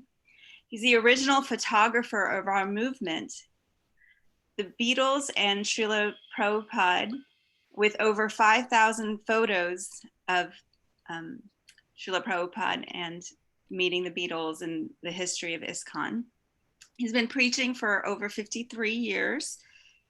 Presently, the founder of Vedic Care Charitable Trust, which you can learn more about at vediccarecharity.org. He was a friend of Tamal Krishna Goswami from his beginning years in San Francisco. He has a philosophy that humor heals. He has unending compassion and determination in Krishna consciousness. And he shares a message of harmony, not hate. So without further ado, I bring you Gurudas Prabhu.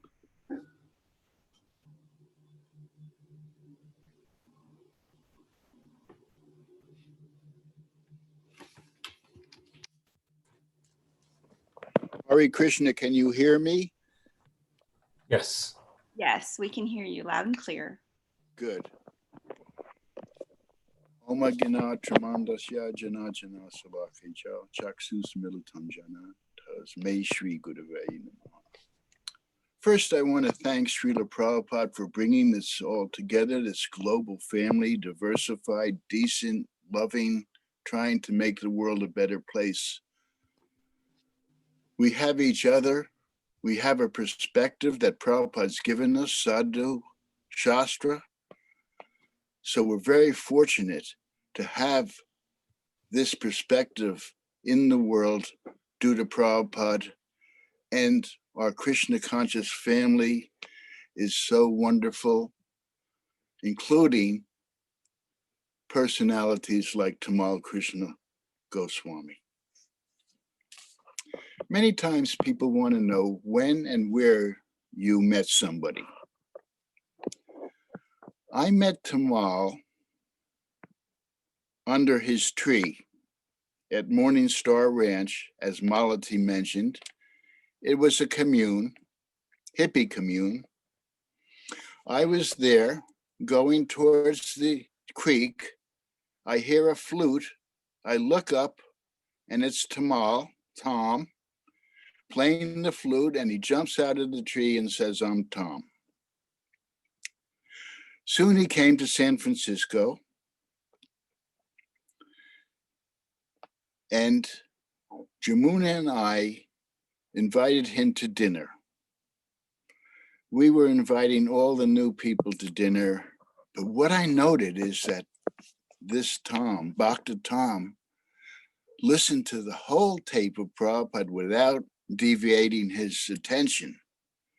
He stood out in many ways with his incredible energy, determination.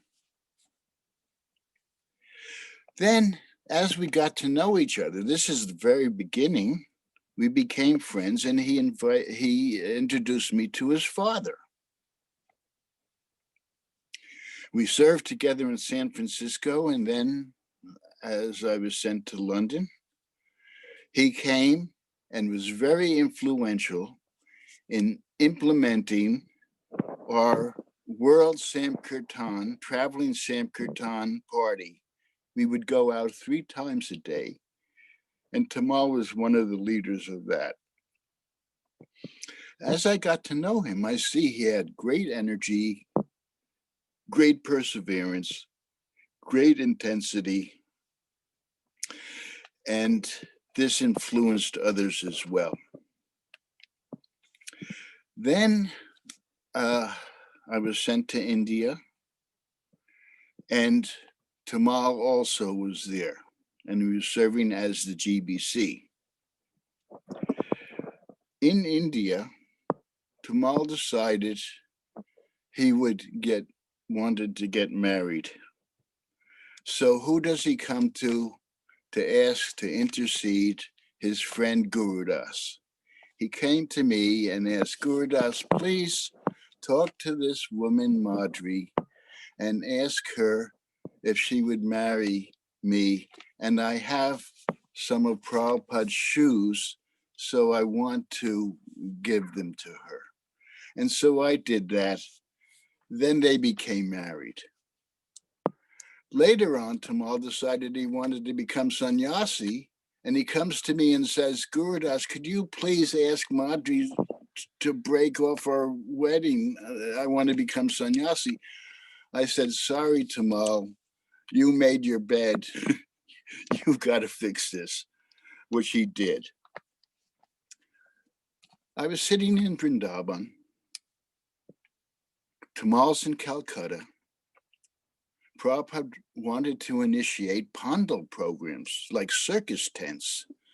So we did this in the midst of the Naxalite communist war that was going on.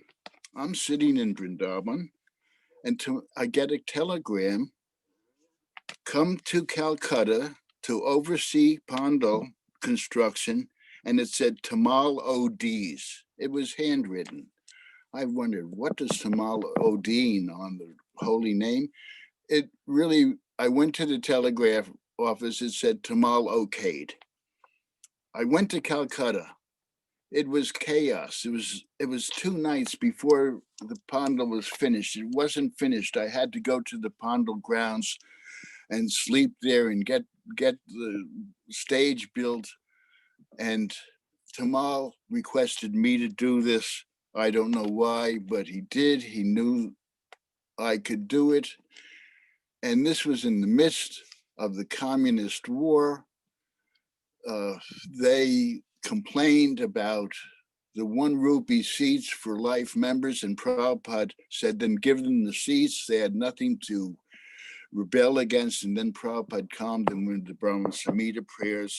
This is the kind of thing that was going on, saving with Tamal in Calcutta. Then he came to Vrindavan, and it was so nice. It was just two friends together, no business, no anything.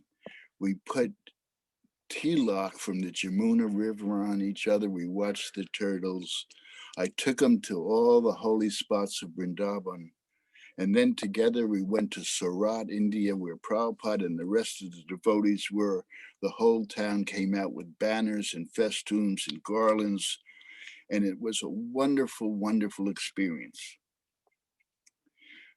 Because I said Tamal is so perseverant and persuasive, I would ask him to go with me to high-level meetings. So Prabhupada in Mayapur said, Gurudas, can you get Indira Gandhi to come to the opening of the Mayapur festival?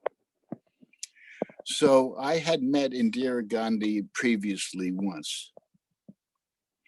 I set up a meeting and I asked Tamal Krishna to go with me because he was very persuasive. We go into the meeting with Indira Gandhi. It was pleasant. We were born practically on the same day. She was born the day after. She remembered us. It was pleasant. But when I asked her to go to the Mayapur opening, she said, oh no, we're secular. If I go to your religious gathering, every religion would want me to come. I said, we're not a religion, we're a way of life. Please come.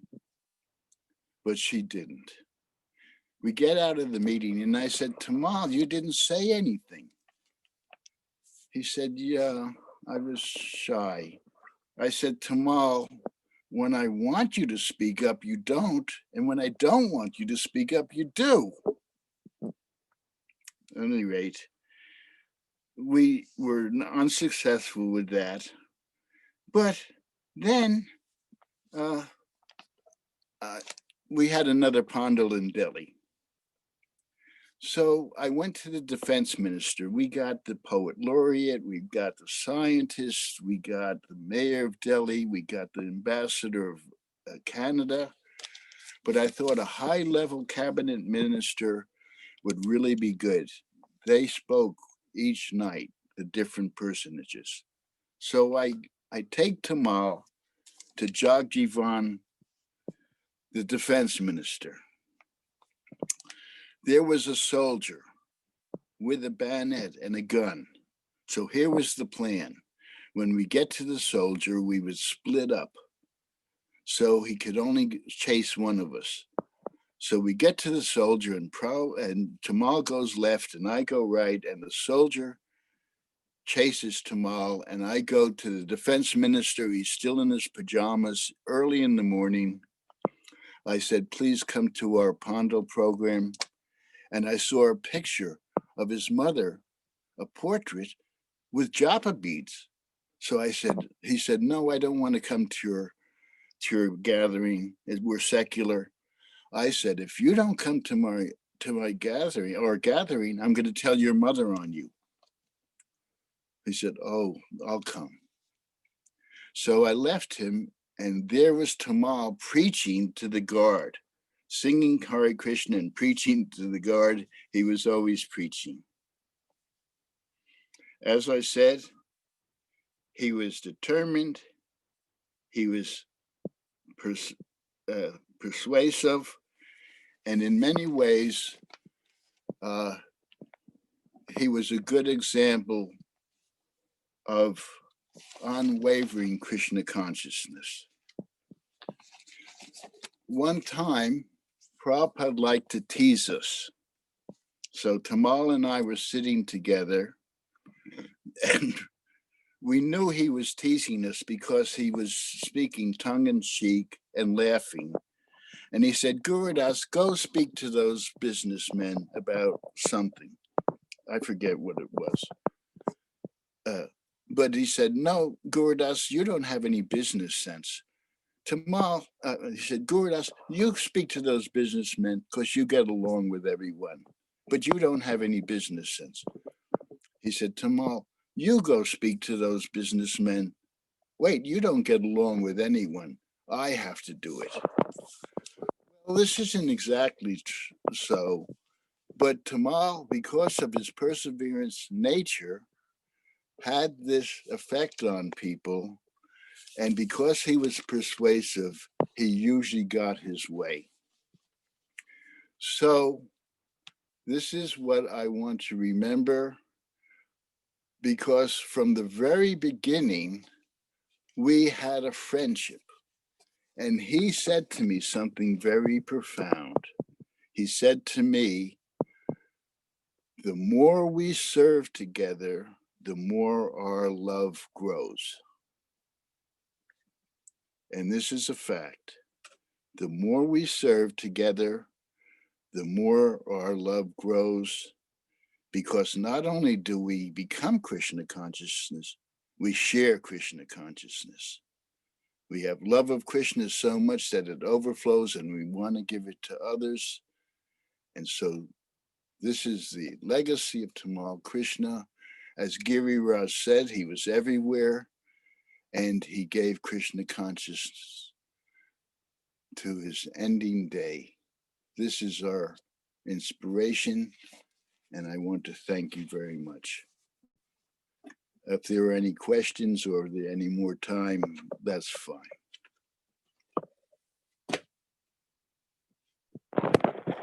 Thank you so much. I love that the more we serve together, the more the love grows.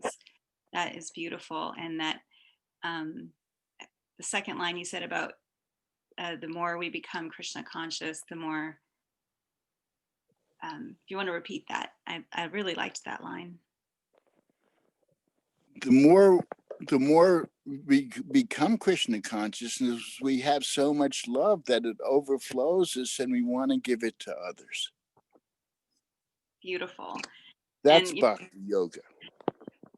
That is Bhakti Yoga. That is absolutely beautiful. And that is Tamal Krishna Goswami's legacy. So thank you so much for sharing. And we appreciate you taking your time to come on this weekend and share your thoughts and memories of Tamal Krishna Goswami.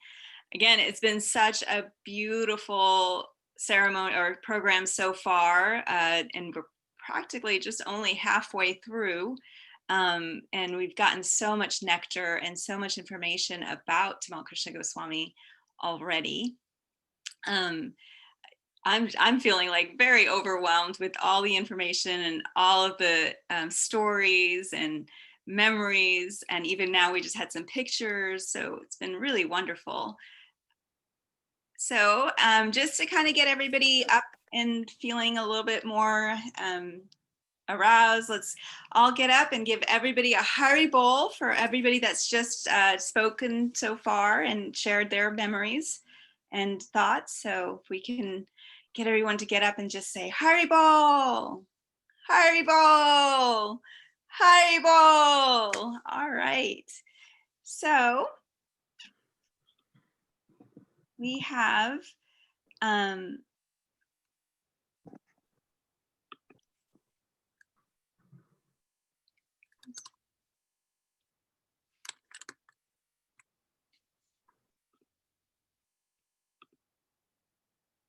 sorry about that. Okay, so next we have Rtadhvaja Swami. He joined ISKCON in 1975 after coming upon Srila Prabhupada's books, although that was not his first encounter with the devotees. A few years prior to that, some devotees came to his house to see if they could pick the flowers that were sitting in his yard. And he had just come back from a late night, and so he was sleeping, and he said, yeah, sure, take whatever. And when he came out, all of the flowers in his yard were gone. So that was a little bit surprising for him. He started chanting after coming upon Srila Prabhupada's books, and then he visited a temple, and the rest is history. He became part of the Hare Krishna movement. He received initiation from Srila Prabhupada in 1977 in Gainesville, Florida, and he became a sannyas in Mayapur on Gaura Punim in 1985.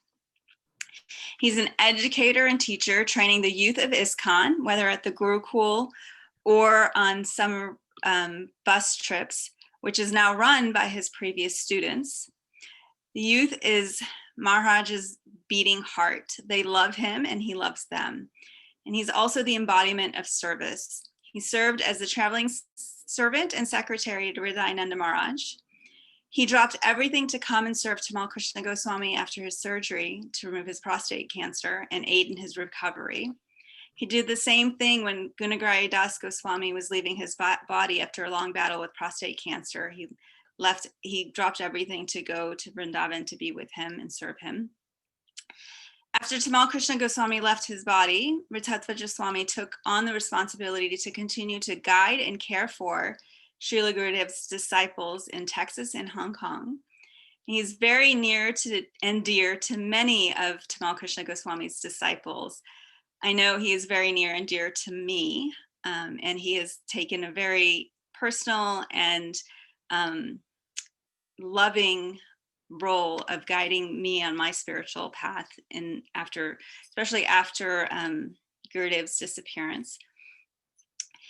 We are celebrating his Vyasa Puja next week on Saturday, October 24th from 11 to 3 Central Time. If you're interested, you can message me and I can get you the Zoom link. So Maharaj gets along well with the youth because he is a youth at heart.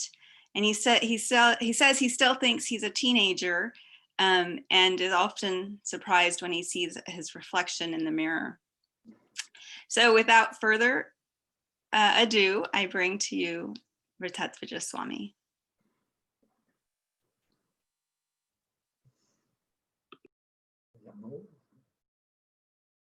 Am I supposed to start? Oh, okay. Hare Krishna, everyone. Om Gyantam Vedandasya Jananjana Shalakaya Chakshur Umanitam Jaina Tasmai Shri Gurave Namo Vishnu Padaya Krishna Prestaya Bhutale Shrimati Bhakti Vedanta Swami Nityanamane Namaste Saraswati Deve Gaudavani Prachardane Nirvase Sunyavadi Pasachate Shatarine Pancha Kalpa Tubhyascha Kripasundya Bhevacha Patitanam Pavanavya Vaishnavavya Namo. So, oops, I just pushed the wrong button. Oh, somebody else pushed the button. Very, very honored to be here and deeply appreciated all the founders of what would you say formation devotees. I got a chance to hear Vishaka Prabhu and Malati Prabhu and Gurudas. And yesterday I was fortunate to hear my close friend Gurudas, His Holiness Gurudas Swami speak. And especially hearing the West Coast devotees explaining how Goswami Maharaj entered into the process of Krishna consciousness was very, very, very, very nice for me. I have, as Jai Shri Radhe mentioned, that Tamal Krishna and I were like casual friends for many, many years, especially my being His Holiness Hridayananda Maharaj's secretary for about 4, 5, 6 years. We traveled everywhere, constantly on the road. And so we would often come in contact with His Holiness Tamal Krishna Maharaj. And so we were kind of casual friends. But then I was traveling to the West Coast, and he asked me, I was actually stopping in Dallas, and he asked me to assist him when he was diagnosed with prostate cancer. And we were here right after the diagnosis, right after he was diagnosed, and we spent hours and hours and hours and hours and hours together. And there are so many different things that happened during that time. He's as they say, very determined, and as I think Vishaka Prabhu and Malati Prabhu were saying, that the change that happened in him. I was part of the sweet part. I was never part of the heavy. I never got heavied up. I ever one time, even though I made a lot of mistakes when I was taking care of him when he was ill. Okay, I have a few things down here. One of the things that come to mind. I'll just give a few little stories. I mean, it was a real privilege to be his caretaker. For some reason, he had trust in me. I'm not quite sure why, but he had very good trust in me to just be there. He actually called me coach. I was known as coach during that time. And when he wouldn't listen to many others for some reason, if I told him he had to do something, he would do it. And but then we went through that a double surgery. The surgeon made an error, and so he had to have a second surgery. And I remember my mother also had cancer at the time, and I had to go take care of her. And so when he was pretty much recovered from the first one, I was visiting my mother, and he called me up and said, guess what, you got to come back. We have to have another surgery. So we did that. We had a double duty. So the situation was quite intense because Tamal Krishna Maharaj is quite intense. And so you can imagine him going through 2 surgeries and all the why questions and what, just what is this and why is this and what is this and why is that. And so we had a very, very intimate relationship, always hearing and chanting, practically speaking throughout that time, taking our meals together. I've told the stories to many of the devotees in Dallas, in the Hong Kong area, but I tend to be a Khichdi Prasadam person, and Tamal Krishna Maharaj would have 7, 8 courses every day. And so I would take one little speck of each one and taste it, and then I just merge it together on my plate while we're honoring Prasadam. And one day he just kind of drops his phone and just said, "What are you doing? What are you doing? You have such a wonderful plate of Prasadam." And I said, "I just merge it together because I can still taste everything individual." And he's just he can't quite understand. Then he says, "Anyway, the scriptures say, dress to please others and eat to please yourself. So just do whatever you want to do." And then on the eat to please yourself and dress to please others, when he was in Cambridge, he would always ask me to stop. Those are the days when round the world tickets were dirt cheap in India. And I'd always stop in Cambridge and visit him for a week or so. And one day he said, "Let's go for a walk. Let's go for a walk." And so I went and put my devotional clothes, I had changed clothes, took that one, and to go for a walk. And my clothes were in my suitcase, and they're all crunched. And he said, "Why didn't you iron your clothes?" I said, "Well, they're in the suitcase." He said, "No, why didn't you iron?" I said, "They're all crunched because they're in the suitcase." So he said, "I'm not going outside with you like that." And he goes in his closet and he gets me one of his sets of clothes. He goes through and finds the next one that he's going to discard and gave it to me, and so I would look nice and fresh. And then when I was an ashram teacher, prior to the surgery, I was an ashram teacher, and he would call me and say, "I'm sending you a gift." So I get this gift, and it would be all his old worn out clothes. I mean, literally down to the thread. And he would say that now I'm in SMU, is that the name of the school? SMU, Southern Methodist University. I can't wear these clothes anymore, but because you're just playing with a bunch of teenage boys, you can rough and tumble was the word he used. You have this rough and tumble service.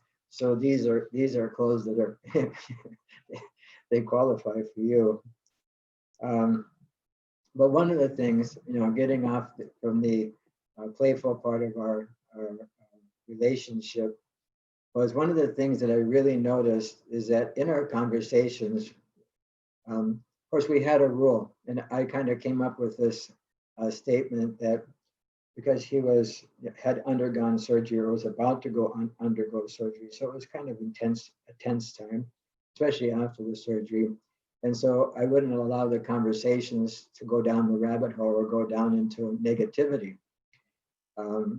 I was there as a positive influence, like Jai Shri. I said, I'm like a teenager at heart. So I would never let the conversations deteriorate. And I'd tell him, I say, look, I go business class on miles, you go business class. And I said, the conversations are not going to go into economy class. They're just not going to go there. And he'd always say, okay, Mars, we got to get back into business. Our conversations are deterring. We got to go back into business class.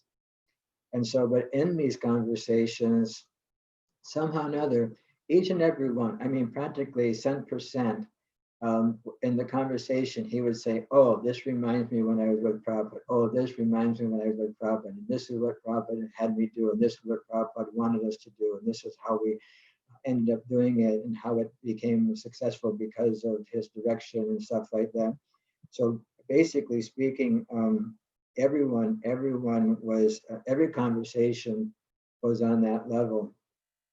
And I did notice that his relationships with his disciples was, each and every one of them was very, very open and special. It wasn't like anyone was, I mean, of course, people had more close service than others, but when he met people, it was always that person became the most important person in the room.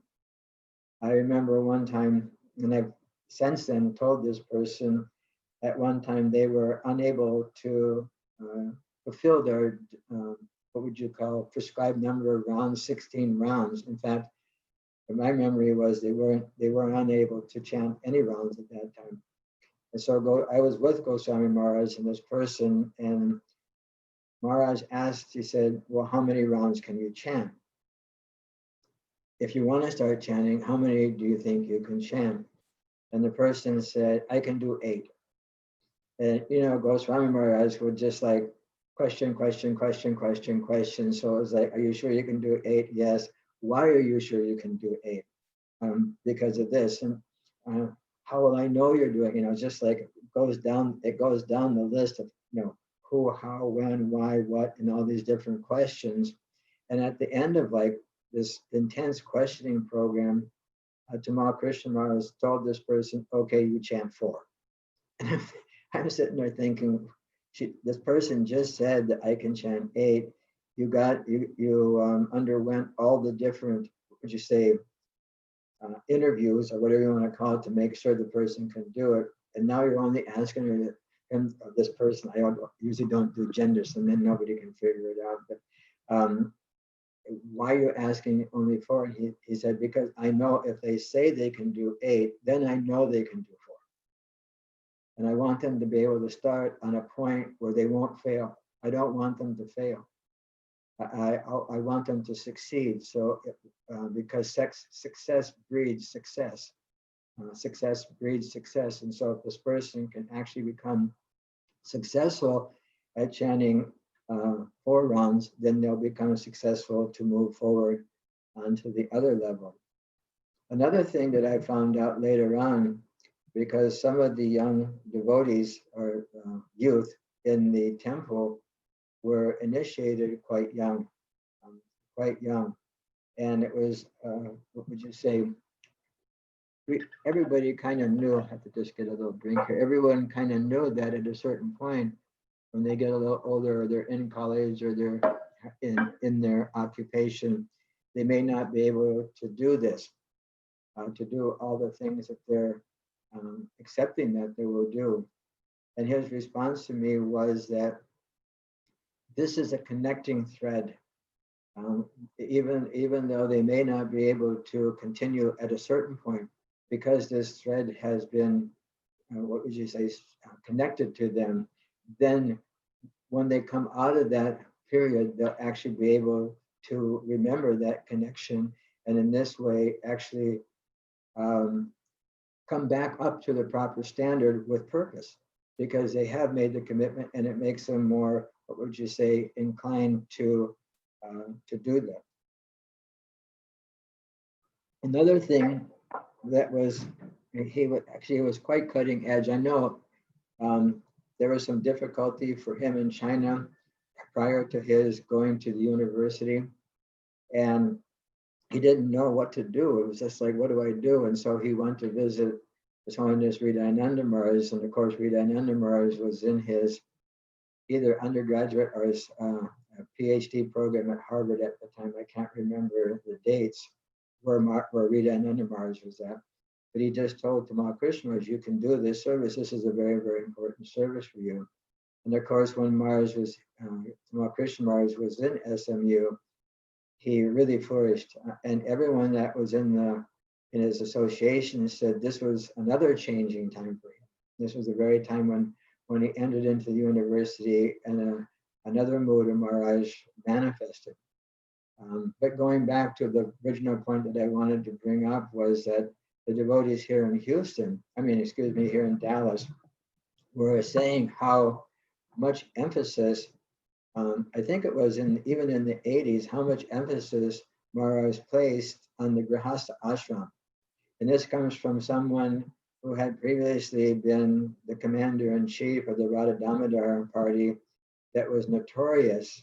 I mean, I don't want to use, I guess that's kind of a harsh word, famous. I guess maybe we'll use the word famous for going to different temples, and any of the men that were wearing orange were encouraged to get out of the temples, to get out of the association of Grihasthas and the ladies, and to get on the bus with a bunch of young men. I mean, literally, a unique situation, I guess. One time Prabhupada was interviewed in Dallas here, and someone said, what would happen if everybody became Krishna conscious? And Prabhupada said, there'd be no more hippies. And so the person asked Prabhupada, what is a hippie? And Prabhupada says, you know more than me, something extraordinary. And so that was the Brahmacharya ashram in the mid-70s, something extraordinary. And so after that experience, and Goswami Maharaj becoming one of the main gurus and having a specific zone at that time, which would have been Dallas and going on up to Chicago and stuff like that, he was very much emphasizing the need to support and expand the Grihastha ashram. Considering practically the most important asset of the Krishna consciousness movement, actually, and bringing many people into the community. There's a very nice group here from Tennessee, 3 or 4 couples that came down and began this wonderful, wonderful community here. Of course, Tamal Krishna Maharaj has this famous saying for Dallas: the good thing about Dallas is as it doesn't change, and the bad thing about Dallas is as it doesn't change. In other words, the progress, the momentum kind of like gets caught up in the works here. But he was very, very proud of this community and how the Grihastha community was very, very strong, and relationships were very, very well established. And he brought that out many times. I remember just going back to when to the time when he was after his surgery and stuff like that. He didn't want to be alone at night, so I was actually sleeping next to his bed and on the floor to assist him during the night, because there was a lot of difficulty right after the surgery, because they I don't know if anybody knows the history. Should I tell the history, Jai? The earth, yeah. So there's a tube, I think it's called the ureter, that goes from the kidney to the bladder. And somehow or another they tie this off when they do the prostate surgery, so that the bladder doesn't become full of fluid. And then they forgot to untie it. So he was actually in renal failure. One of the kidneys was actually in renal failure. And they kept trying to convince him that it was just due to the surgery, because in those days they did this big broad surgery across the abdomen rather than just those. Nowadays they just put a couple little holes into it. And so they're trying to convince him that it was just muscle strain on the back compensating for the muscles that were surgically cut in the front of him, in his front. And so I would stay with him at night, and he would wake up really in a lot of discomfort, and we'd have to just like put him together. And he was, I mean, the amount of gratitude this person, I mean, Tamal Krishna Maharaj had for any of us. I mean, Malati Prabhu was there, Rtadhvaja Prabhu was there, so many. I mean, Guru Bhakti is a medical doctor. She was flying down, practically daily or every other day. And Kirtada was a famous surgical nurse. I mean, very, very highly qualified surgical nurse. And they were right there day and night and day and night. And the amount of gratitude that he had was immense. After the whole thing was over, the amount of gratitude that he had for those who cared for him was practically unlimited. Another thing I'd like to bring up is that when he was going to Mayapur for his final journey to Mayapur, we were actually in contact daily at that time by phone. And I told him, Mars, it's not time to go. It's not the right time to go. And he said, why not? And I said, you're a year away from having your PhD. Better to go back to the Mayapur meetings, back to the GBC meetings, back to the devotees, and show them exactly what you've been doing for the past so many years. And as Jai Shri Radhe said, that when he was in the university and I was buying these around the world tickets, I called him up actually from India and I said, would you like me, or send him an email, whatever it was. I said, would you like me to stop in your zones because I can do it? And he immediately said yes. And this was before his illness, his cancer. And so I took that on as a service for him, going wherever I went to take care of his disciple, because he was so concerned. He said, I cannot travel now. So if someone has to, can I be unmuted to speak to Maharaj? I don't know. So anyway, you can send me a text, Nandini. I'll pick it up. So the idea is that during that time, I asked him, I said, don't go until it's over. And he said, no, I haven't had the association of my godbrothers for so long. I need the association of my godbrothers. I have to go and have the association of my godbrothers. And this is one of the things that I learned from Goswami Maharaj while we were staying together during his cancer time, is that he actually made a schedule. He had, of course, he was tried to be friendly with all the godbrothers and senior devotees, but he had a plan each year that he needed to be with this person for a certain amount of time to gain this from them, and need to be with this person to gain this from them, to need to be with this person to gain something else. He had a whole plan of how he was still, while he was in university, get a certain amount of association that he felt would nourish him through his educational program. And it was amazing. He actually made this plan. So he rejected my idea and he went to Mayapur, and he would tell me that he met this person, and he was actually a lot of times asking people, in the past, I may have made some mistakes, and please forgive me. He's actually going through, and that's the time he started the evening kirtans in his rooms that actually expanded into the whole of Mayapur, for those festivals. I have a few more, maybe just a little bit. Whoops, my notes are not on the right page here. So anyway, I'm almost actually close to the end of my time. It's actually just a couple of minutes. But I really appreciated the fact that the devotees put this together, because it's nice. It's nice to have this, as Gurudas Swami was saying yesterday, that Tamal Krishna Maharaj told him that it's so important to have association with God, senior members that whoops, somehow or another I'm supposed to check this out. So I don't know. This is something that I've actually learned. Oops. I can't find Nandini wanted to ask me a question to explain something. No, it's not there. So Jai Shri Radhe, it's like, should I open? in case there's somebody that wants to know something from me from extra from this that I haven't brought out, or how do we do this? Because I know Gurudas open too. So you have about 5 more minutes. Do you want to open it up for questions? Do you want to let Nandini ask her? Sure. Whatever everybody wants, I'm in. Okay.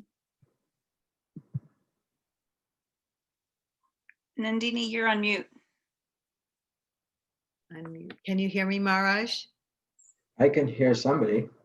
Okay, this is Mother Nandini. Hare Krishna. Haribo. And thank you for sharing these wonderful pastimes, intimate service that you rendered to our spiritual master. So beautiful. I just wanted to say, when you were sharing how, this devotee who wasn't chanting said, 8 rounds and how Srila Gurudev went through everything. And then he said 4 rounds because he wanted them to succeed.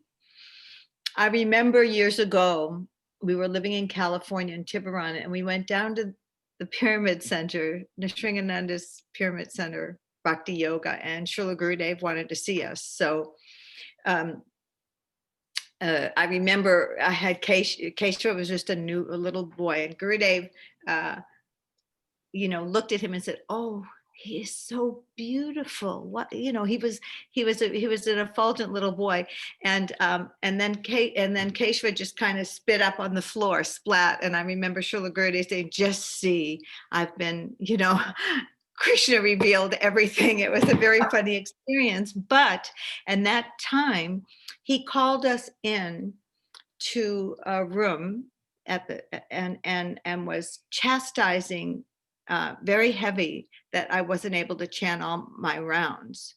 Neither of us were at that time. My husband was working full time. I had a newborn baby and another son. And he was very heavy. He said, "I should reject you as disciples, because you vowed in the fire to chant." He was really fiery with us. And I just, burst out crying. And I said, "Please, Srila Gurudev, don't, please, don't reject us," and then, fiery.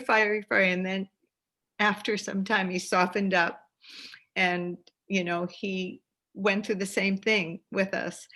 How many rounds can you chant effectively now? I was nursing my baby, but it was kind of the same thing. He wanted us to succeed.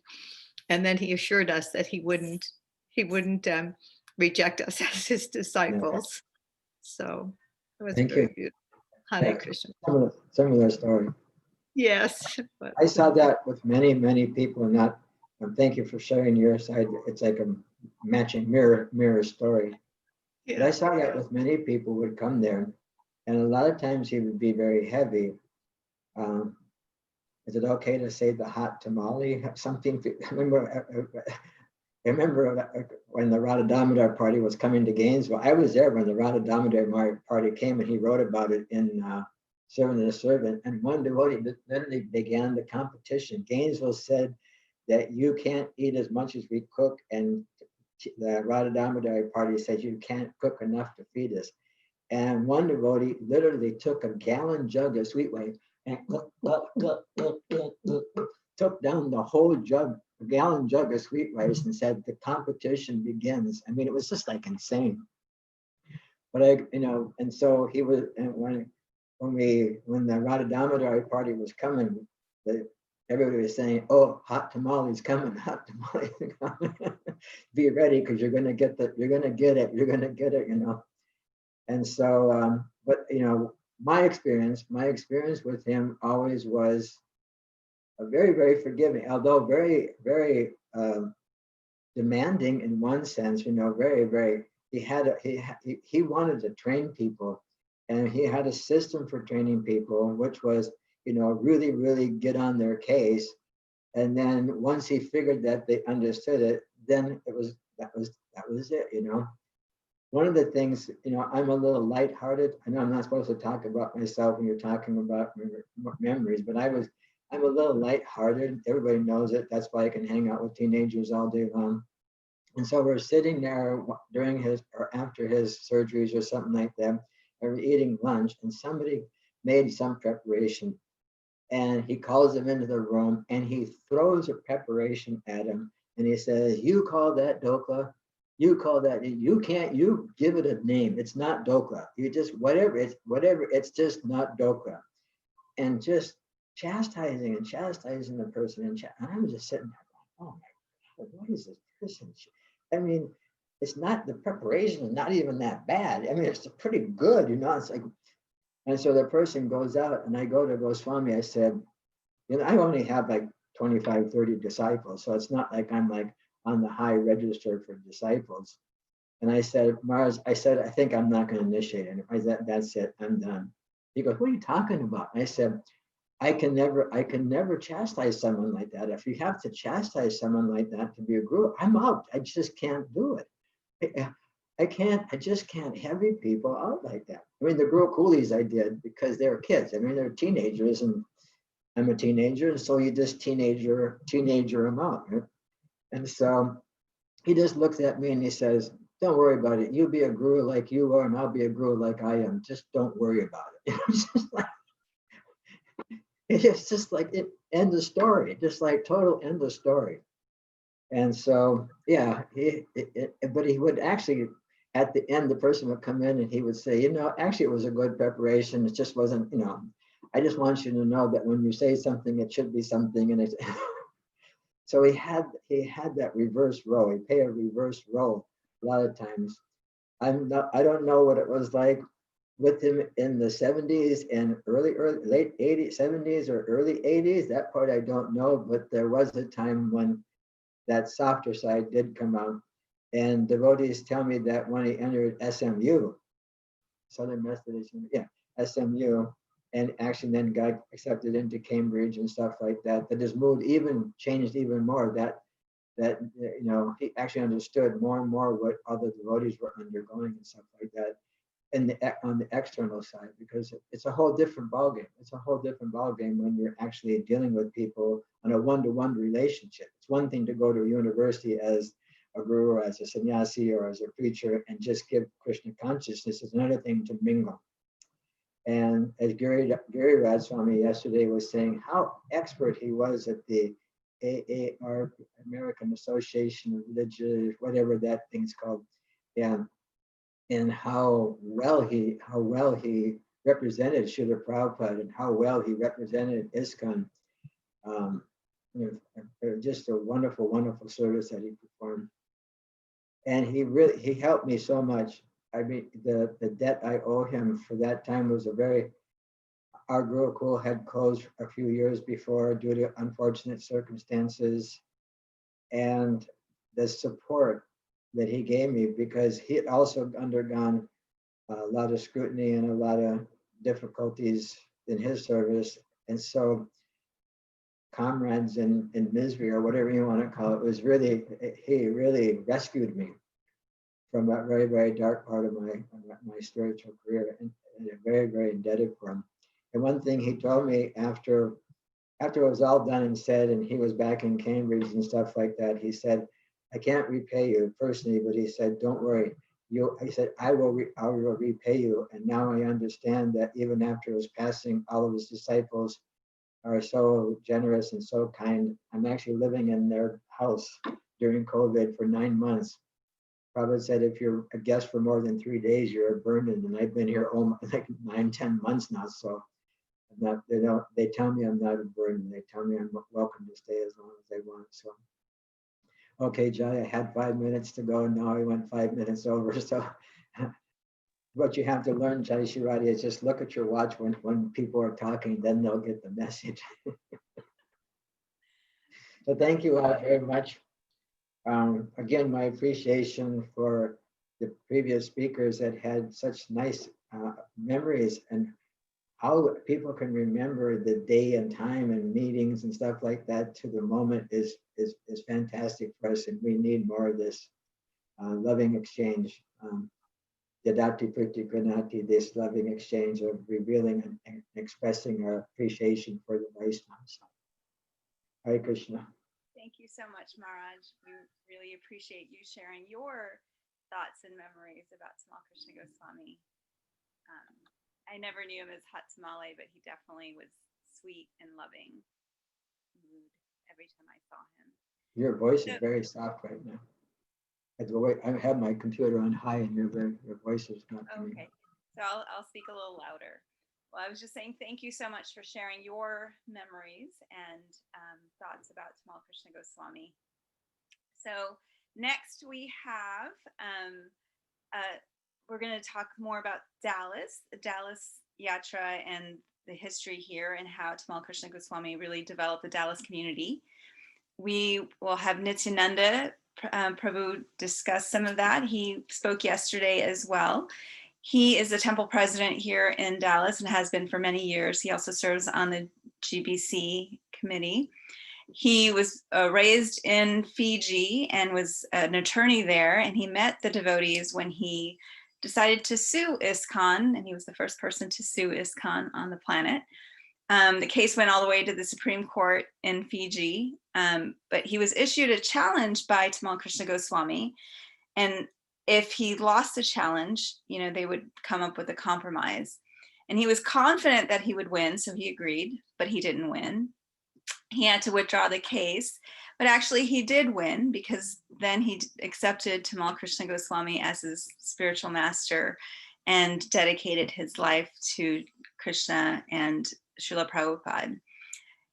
He states that Srila Gurudev was very merciful and uncompromisingly tough with him, and he credits Gurudev with any good qualities he may have had due to Tamal Krishna Goswami's parenting, leadership, and training. We also will have Maturnath Das joining us as well to discuss Dallas. He's one of Srila Gurudev's earliest disciples. He actually had also met Srila Prabhupada. Maturnath has a very service-filled attitude. He's the go-to person to call if anything is happening here at the temple. He's always the first person to volunteer to do anything. He's on the temple council, and I know that for me personally, I've been in some situations, sticky situations, and I've called Maturnath. Even if it's late at night, he drops everything to come help. So it is my pleasure to introduce Nityananda Prabhu and Maturnath Prabhu, who will discuss Dallas and Radha Kalachandji Dham.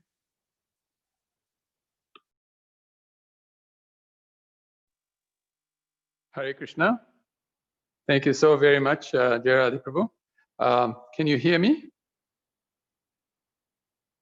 Yes? Okay, great. So I'm starting here. Maturnath Prabhu will join us a little later. His phone wasn't working, so I had to step in. He was going to do this program because he's an older devotee here than I have been in Dallas, older in terms of age also, but he started in the late 70s. I came here in the early 90s. But he's going to join us in the at the Gurudev's quarters. In the meantime, I thought I'll just have you look at the temple room. This temple room was organized by Srila Gurudev. Now we start with Srila Prabhupada, who actually is the one who installed Radha Kalachandji in Dallas. And as you know, Kalachandji is the oldest deity of Krishna in ISKCON anywhere in the world. He is a little over 1,000 years of age in terms of as a deity, more than 1,000 years, maybe going back beyond that as well. He was in Vrindavan, and then in Vrindavan, when the Mongols attacked, he was placed underground. And then the king of Jaipur unearthed him, took him, and made him his deity. And when the king system broke down, that's when Kalachandji was taken over by the deities, by the family who actually makes deities in Jaipur, the Stapatis. And they had him, and Prabhupada got Kalachandji from them and brought him to Dallas. So and actually we were told by the people who actually knew something about what happened with the king of Jaipur that Gauranga Mahaprabhu, when he went through Jaipur, actually danced in front of this deity Kalachandji. I'm going to show you darshan of Kalachandji. Before that, I'm going to show you Srila Prabhupada. This is Srila Prabhupada here on the on his Vyasasana. And at his feet is Srila Gurudev. We can see here.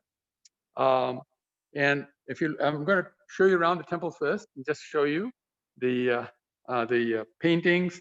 Srila Gurudev had these paintings commissioned by B.G. Sharma. He actually did these original paintings. Each of them is worth over $1 million now, because this is how famous these paintings are. And these are his largest paintings on the planet. And of course, he's no longer on the planet, which is why these paintings are so valuable.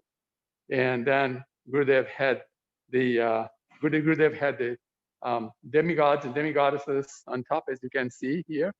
Garudaji at the back, having darshan, of course, Srila Prabhupada. And then here we have the deities of Radha Kalachandji Dham. And this is Kalachandji and Radharani next to Kalachandji. And then to their left, to our right, as we're looking at them, Radha Govinda. And to the left, the Chota Radha Kalachandji. Chota Radha Kalachandji were taken away from Dallas by Swatswarup Maharaj, who loved his deities so much. When he left here, overnight he took the deities away, and the pujaris came, and they couldn't find the deities. They wondered what happened. They found out the deities had actually been taken away by Swatswarup Maharaj. So Gurudev asked for these deities back, but he refused to give him back the deities, and in fact gave him $1,500 so they could get another set of deities, and that's how Radha Govinda came on the altar. And so they are the Radha Govinda, the Utsava deities in Dallas. And of course now, after I became Tamil President, we've been continuing to negotiate with Gita Nagari to please give us back our Chota Radha Kalachandji. And finally we succeeded, and they came back to Dallas, and that's how we have now 2 sets of Utsava deities. And then of course to the left we have Gaur Nitai, who are from the Radha Damodar party, and that Srila Gurudev arranged when he was here on this planet to do book distribution. And then on this side we have Jagannath, Baladev, Subhadra Devi. And of course we have our wonderful sign for chanting Hare Krishna. So I thought I'd show you the temple, and I wanted to also show you the seat where Gurudev would sit when he did chanting. Yesterday, Giriraj Maharaj was speaking how there's just amazing chanting going on in the temple room with Gurudev, and it was packed with other devotees. So this is the place where Gurudev would sit down and chant, right next to the donation box here. Because the curtains would be closed, and then devotees would be around the temple here, some of them walking, some of them sitting like that. Initially, when the system was that the spiritual masters, the curtains are closing, so just allow you to see the curtains closing. Initially, when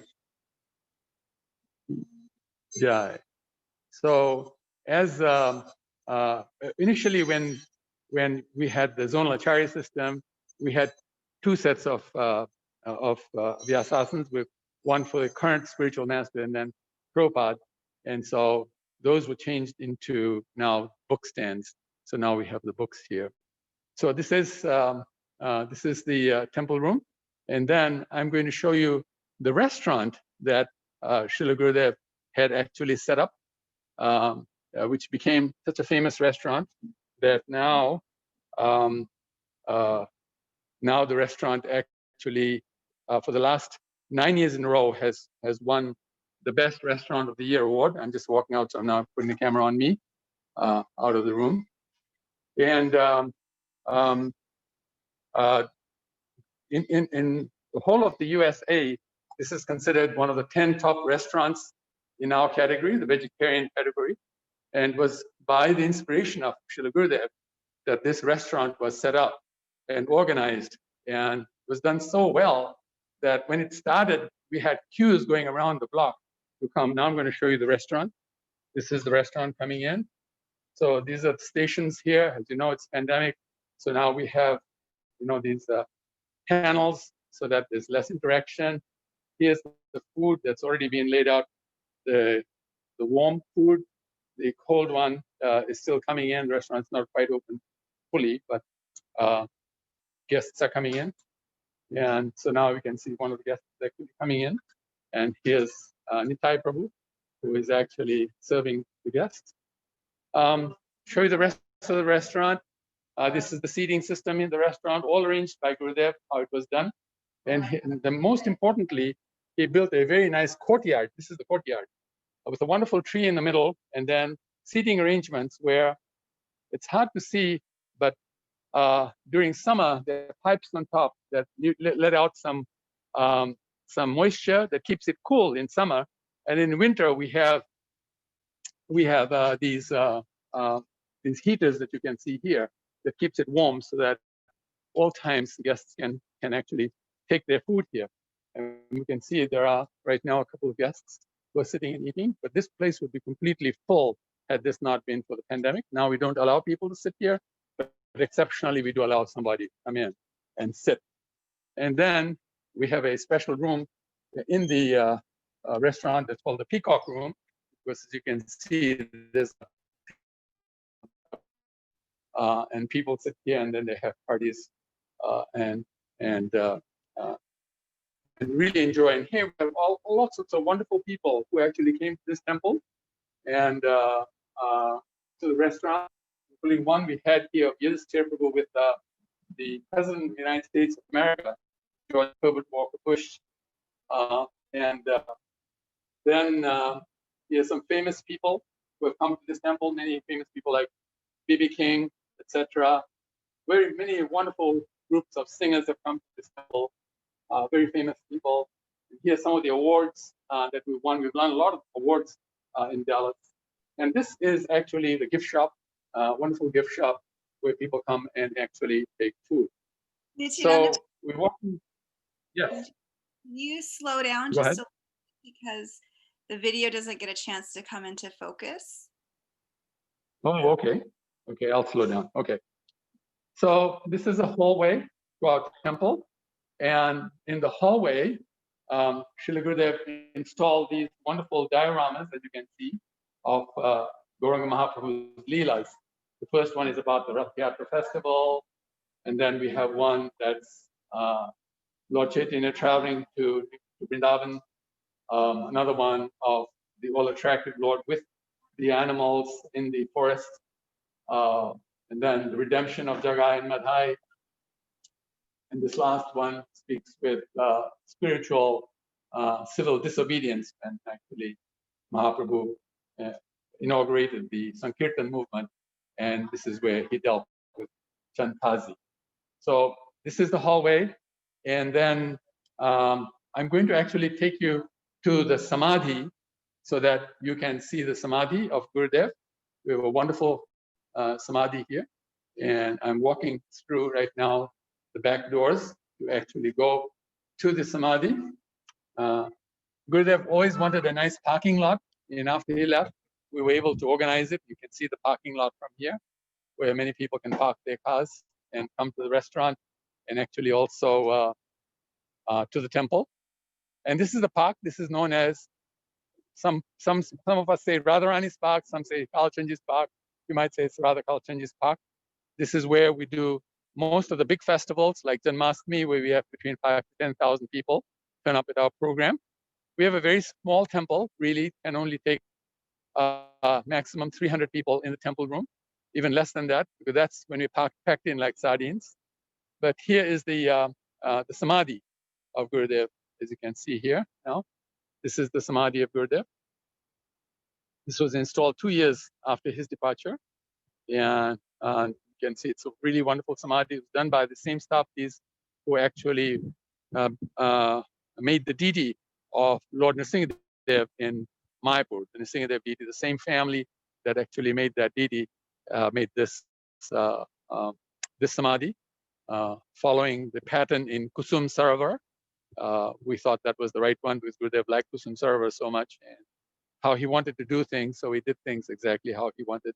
Then we can see Gurudev is a lion-like character. So there are 2 lions right at the front of his Samadhi. Then a small description given of the memorial itself, sacred memorial, His Holiness Tamal Krishna Goswami, Srila Gurudev, 1946 to 2002, ISKCON spiritual leader. Gurudev always liked some things that were a little quiet, not so loud, and that's why the color scheme is what it is. And as you walk up here, you get to see Gurudev in the Samadhi himself. Jai Srila Gurudev ki Jai. So that's Gurudev in the Samadhi.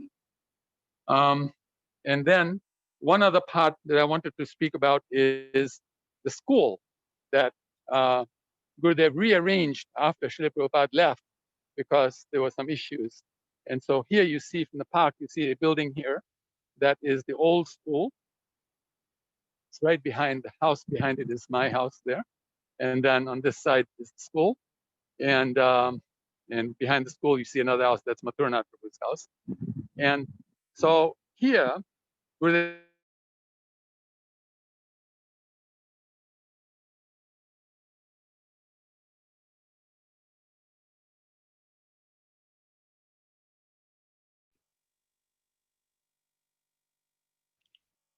All right, seems like we're having a little bit of technical difficulties. So we'll give Nityananda a chance to get back on. Yeah, so one of the great things about here in Dallas is that we do have the Gurukul that Prabhupada set up. I think it's the first one that was set up outside of India. And it's now called Tamal Krishna Goswami School Academy. And you know, the teachers and faculty and staff there work hard to make sure that our children in our community are taught well-rounded, you know, not just about devotional life and Krishna, but also about, you know, all material things, math, science, everything. And so the children that come from TKG Academy are brilliant and, you know, gone on to do or will go on to do some great things. So we've got Nityananda back and I'll turn it back over to you. Okay. Wonderful. Thank you so very much. Yes, actually, Gurudev Prabhupada brought Kalachandji to Dallas because of the Gurukul. He wanted children from all over the world to come and study here at this school. And so at the time of the installation of the deity, one of his very nice lady disciples asked him how old these children will be. And he said, I'm also a child of Krishna. So really, he brought Kalachandji here to protect Krishna's children. And so now we understand every one of us are Krishna's children. And so this is why Kalachandji is such a very merciful deity. In fact, it is said that anybody who's ever prayed in front of him and asked anything have had their wishes fulfilled. And Jayapataka Prabhu will tell you, and I'll tell you, all of us have had that experience that Radha Kalachandji really take care of us so very nicely. So now we've arrived into Prabhupada's court, and here's Mathuranath Prabhu. It's a Hare Krishna. And so we'll start. You want to take it from here? Yeah. You want to hold this and start? Okay. So basically, they can see this side. Okay. You want to go Prabhupada's room first? Okay. You can describe. Okay. First, we're going to see Srila Prabhupada's room. Here's Srila Prabhupada sitting here, Jai Srila Prabhupada. And this is the original Vyasa-san, the original bed of Srila Prabhupada, also his original rocking chair. And I'll just kind of pan around and let you kind of see the room. Gurudev told me when I became temple president that Prabhupada, that Prabhupada is still here with us. And so if you ever have any issues from an administrative point of view, spiritual, talk to Prabhupada and he will solve our problems. It's actually very true. Prabhupada runs this whole temple from this location here. So it's a very important room for us. So we'll continue to pan around and see all the different photos of Srila Prabhupada. In Dallas, right? Yes, these are all taken while he was here in Dallas.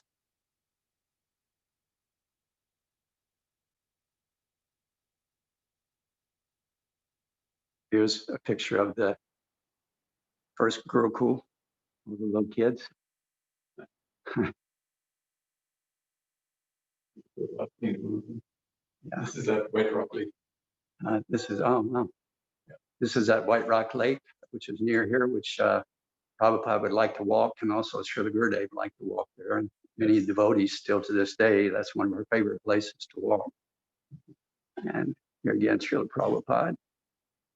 That same chair, sitting on that same chair. Yeah. There's Prabhupada on the chair.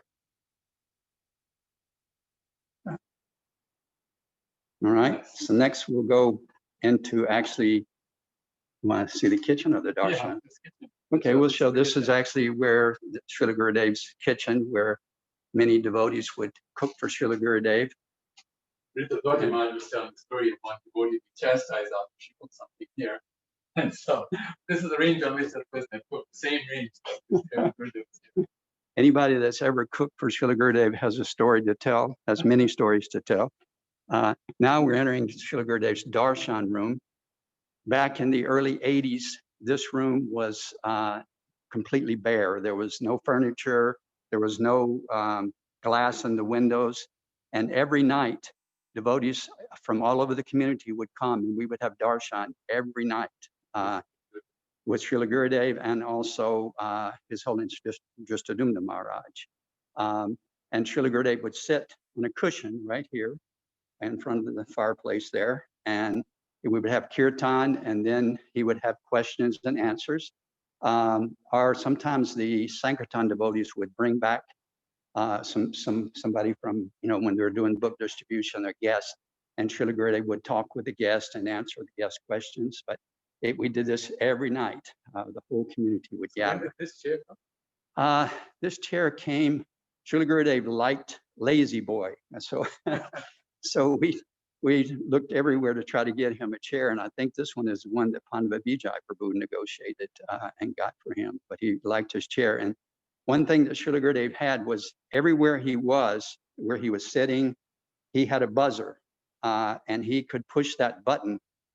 And this buzzer was such a, I don't want to say obnoxious, but it would make you jump about 2 feet. Yeah, it was aggressive, let's say that.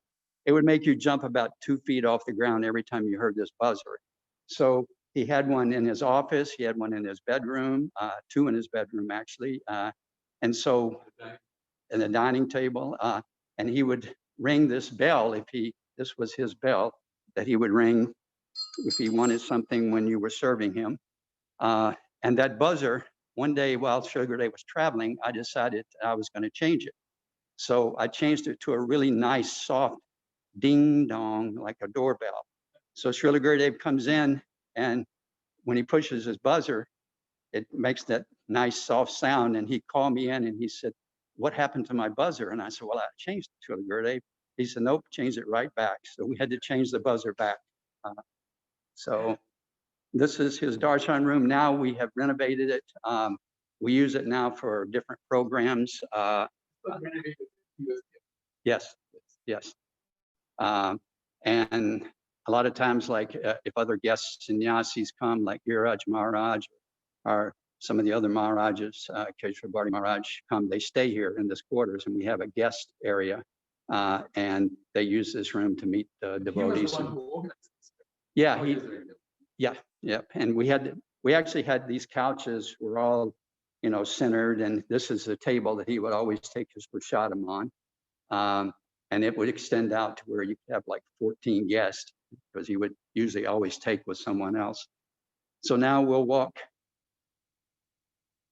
out of the darshan room and down a little hallway here. And this is Srila Gurudev's bedroom.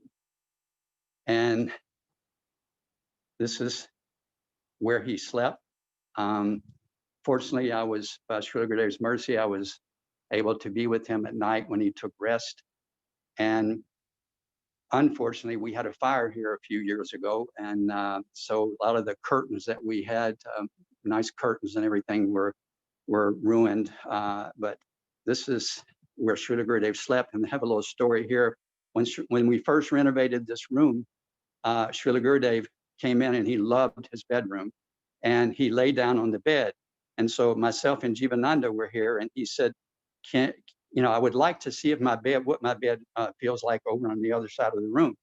And he said, but I don't feel like getting up out of bed. So Jivananda said, well, Srila Gurudev, Maturnath and I can lift the bed and carry you over there. And so he said, really? So we lifted the bed and we carried him over to the other side of the room. And he said, wow, that was just like flying. He said, now take me back. So we picked him up and we took him back over to the other side of the room, and did that a couple of times actually. Sri really liked the feeling of like he was flying, And this is his Almara, where we still have many of his things, his personal items here. A lot of his cloth is still in this Almara, and Sri Gurudev loved this piece of furniture a lot. Once he had me measure all the square footage in his quarters here. And when I gave him the square footage, he said, wow, I probably have the largest flat in all of Dallas. So, yeah. So this is his office where he would do his studies, and he would also sometimes meet devotees here, but these are all his. There's a nice large photo of Srila Gurudev and all his different books. And at night, I would come up and it'd be 10:30 at night, and he would still be studying when he was doing his college studies. And then this next room is actually our guest sannyas quarters. This is where Giriraj Maharaj stays when he comes, and many other sannyasis. And this one was renovated after Srila Gurudev left, actually. You see the different nice room here that we have. And then there's also an exit that goes out to, and sometimes Srila Gurudev would, when he would go to China, he would sit out there and get a little sun so that his tilak didn't show so much. And then we have a guest quarters here for servants quarters. And it's a picture of Srila Gurudev in Russia. China, maybe? Yeah, China, I'm sorry. Yeah. And then the bathroom, and this is the Kusum Sarovar that I was talking about, the design. So that's how Samadhi was designed based on this design. Yeah. And the Samadhi was originally just supposed to be just a small size, but we thought that for Srila Gurudev, small doesn't work, so we made it a lot larger. And then this is the hallway that goes out of Srila Gurudev's quarters. So just a little tour of the quarters here, and I'll give the phone back to Nityananda Prabhu. Thank you, Mathuranath Prabhu. That was wonderful. Mathuranath Prabhu is always very gracious in every way, looking after us all nicely down here, like the father of the community. Although as the temple president, I'm considered the father of the community. He's like my elder brother who takes care of us very nicely down here. And so then, I don't know how much more time we have here. It seems like we've actually crossed our time slot. Jayapataka Prabhu, are we moving on to the next person who's going to be speaking? I just wanted to show the hall which Gurudev also arranged so that we could have programs. And this is this wonderful hall. Yes. That Gurudev actually arranged, which is also right next to his quarters. And so we do wonderful programs. Here's a wonderful stage here, as you can see now. There's the stage. And so, okay. So this is pretty much Dallas in a nutshell. Are we okay, Jayapataka Prabhu? Yes, we're doing great. So I just wanted to add a couple of stories. Is that before the parking lot was built, there were a couple of houses there, and I would stay when I would come to visit in one of the houses, and I was always surprised how late Gurudev's light would be on in his office, because he would be up late studying and doing his work. Right. And then the other story I wanted to add is the peacock room is also extra special in the restaurant, because whenever I don't know, I would say once a month or every often, Gurudev would host a lunch for his professors and other special guests, and he would do it from the peacock room. And he wanted a certain way, and he wanted to decorate it a certain way, and it was always a very beautiful experience. Wonderful. So thank you so very much, everybody, for joining this program.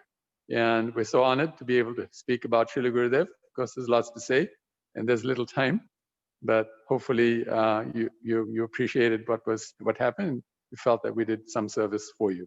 Thank you very much. Hare Krishna. Thank you. So we have one more guest today to speak, special guest. So I just wanted to wrap up a little bit on Dallas. Obviously it's near and dear to my heart because that's where I'm at, and that's where I spent a lot of my time with Tamal Krishna Goswami. So it was wonderful to see the tour in such a way, and I hope you guys really enjoyed it as well. Our next speaker guest is extra special because he was agreed to do this last minute. His name is Brahmatirtha Das. He's a disciple of Srila Prabhupada and close friend of Tamal Krishna Goswami.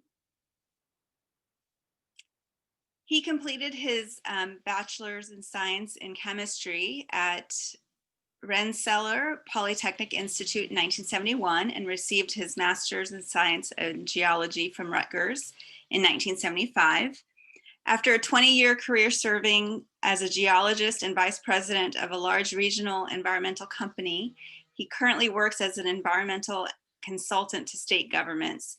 He's been a member of the Bhaktivedanta Institute since the inception in 1976, giving a presentation at their first international conference on Life Comes from Life in 1977, working on a multitude of projects with R.L. Thompson, aka Sariputta Das, from 1995 through 2008. He's also a certified court mediator. He now serves as the director of the Bhaktivedanta Institute for Higher Studies and co-director of ISKCON Resolve. Brahmatirtha's conversation with Srila Prabhupada is memorialized in the book Perfect Questions, Perfect Answers. He met Tamal Krishna Goswami when the Radha Damodar party was visiting Houston circa 1976.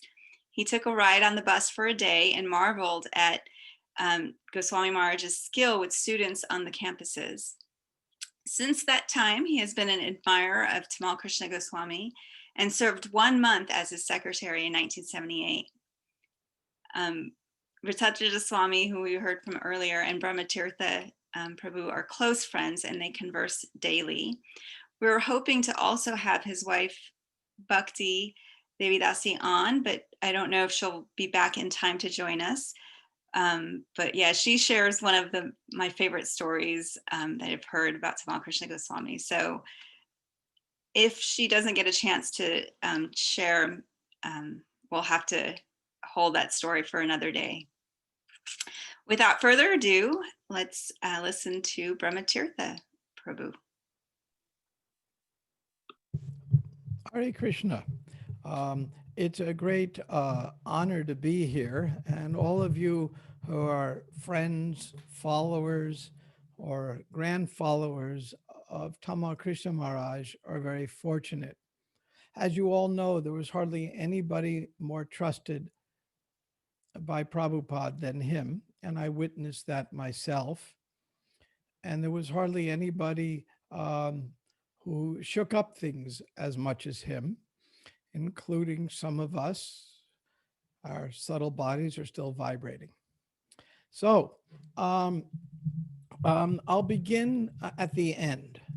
I got a call from Goswami while he was just leaving for the airport on his last fateful trip to Mayapur. And he said to me, "Brahma, where's your wife?" And I go, "Goswami, she's not here." And he goes, "What good are you? You're a wimp." And that was our last conversation. So that's very typical. I mean, I took it very well. I appreciated what he said. My first experience with him was in Houston. I was the life membership director there, the first life membership director. Some of Dwarkanath and others are still there, serving ably and wonderfully. And I really wasn't into doing Sankirtan, and life membership was my way out of that. So, that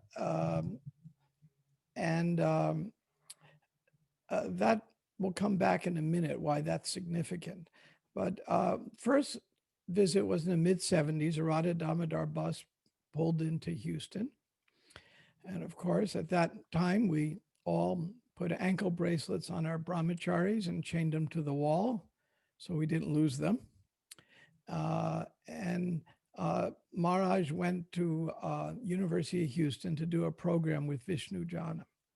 And I watched with absolute amazement.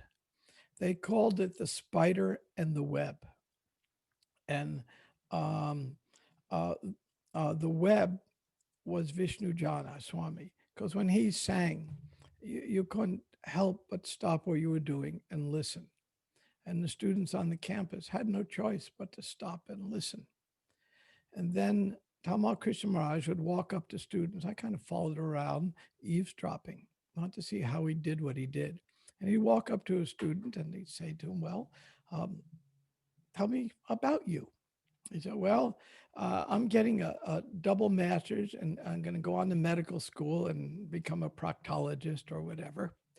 And you know, this is my father's profession and I'm all set in life. And he would say to them, well, there's the prasadam line. I think you're really going to like this food. It's going to be really good for you. And let me know what you think of it. And then they'd move on. Then he'd go up to the next person. Well, what do you want to do? Tell me about yourself. Well, I'm on my 5th major at the university and I have no idea. I can't see the purpose behind it. He put his arm around their shoulder. And before the conversation was over, he was the person who the web captured and the spider stung was joining the Radha Damodar bus going into Never Never Land. It was a pure Peter Pan. And he was so good at it and so intelligent to understand how to use his time wisely and how don't waste the time and give them what they need. You know, we've all had the experience of trying to speak to someone, like speaking to a fundamentalist Christian and making good points. And at the end, they turn to us and say, boy, those are really good points. Only the devil speaking through you could produce such points. And, you know, we've all had that experience, or if not, you will, for sure.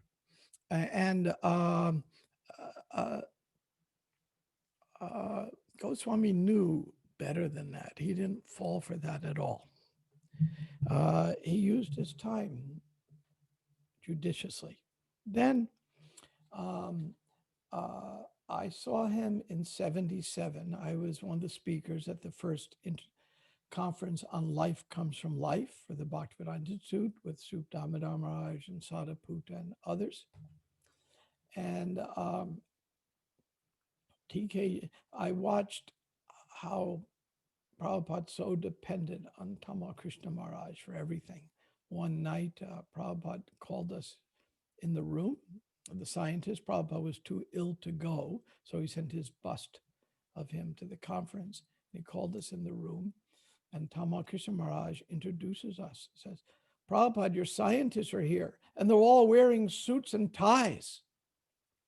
And Prabhupada turns to TKG, get them chairs, because Prabhupada's vision had faded. He couldn't see very well. Get them chairs. Of course, there weren't enough chairs, so 3 of us sat on one chair and the rest of us squatted down, pretending we're on chairs. And TKG was happy. We tried to please Prabhupada. Then Prabhupada left us. And after he left, we continued in Houston and serving. And then a change occurred some months later where the zone switched. And in those days, we were like baseball teams. You know, you were assigned to a team, and unless you were traded or dismissed, you had to stay with that team. So, and when TKG took over, everyone was given a blank check to leave if they wanted. And the Grahastas and even Brahmacharis were a little fearful of Radha Damodar. So everyone decided to,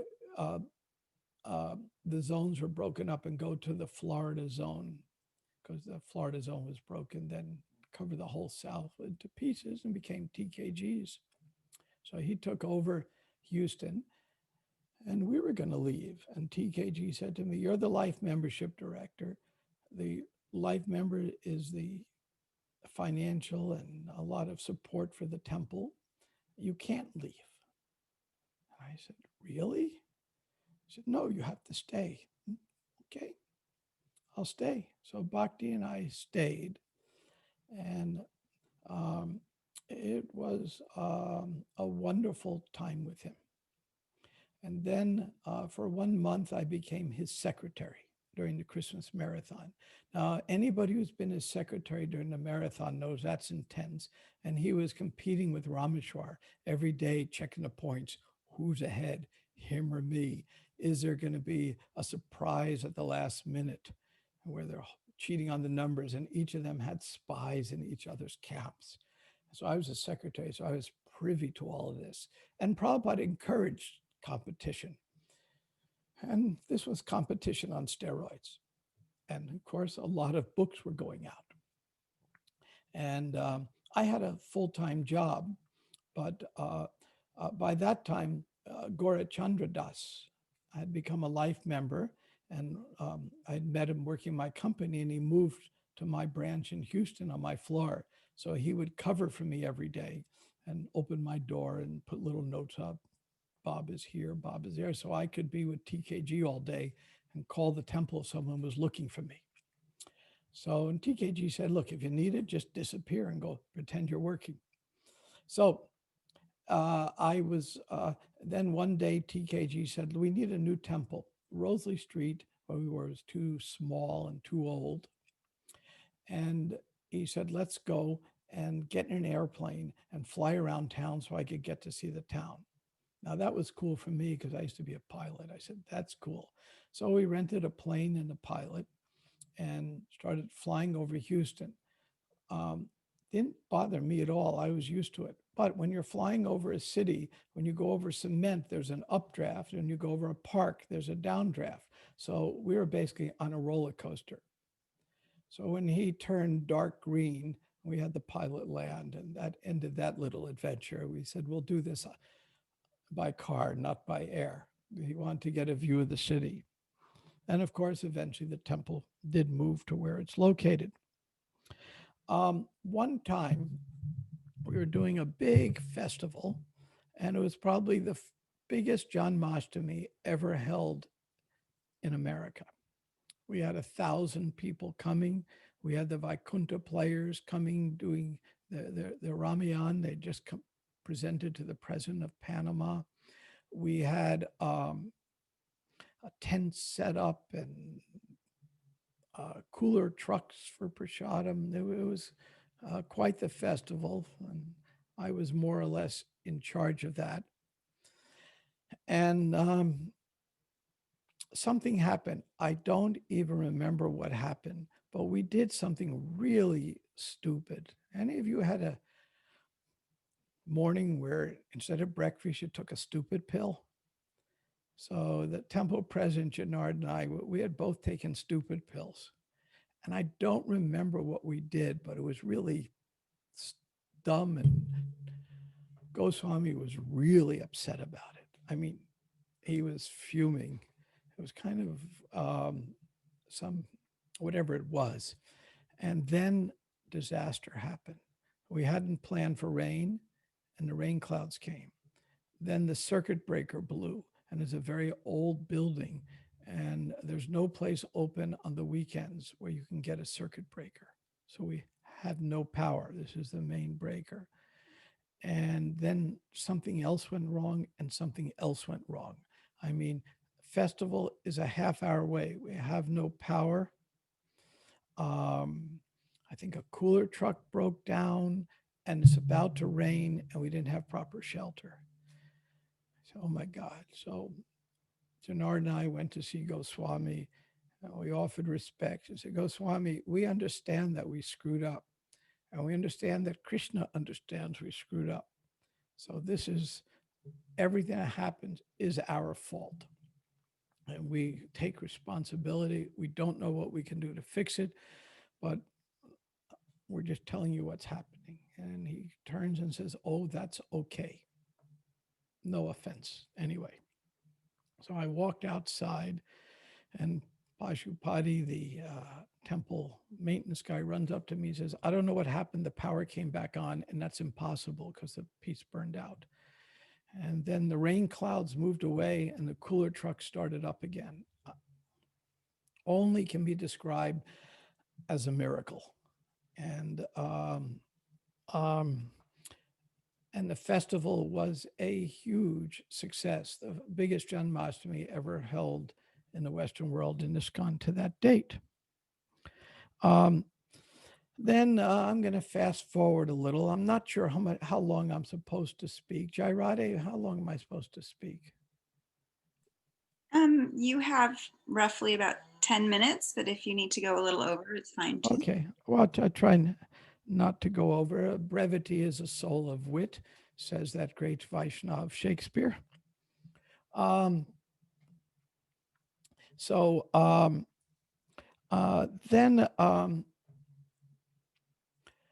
one day I get a call from Goswami in the mid-90s.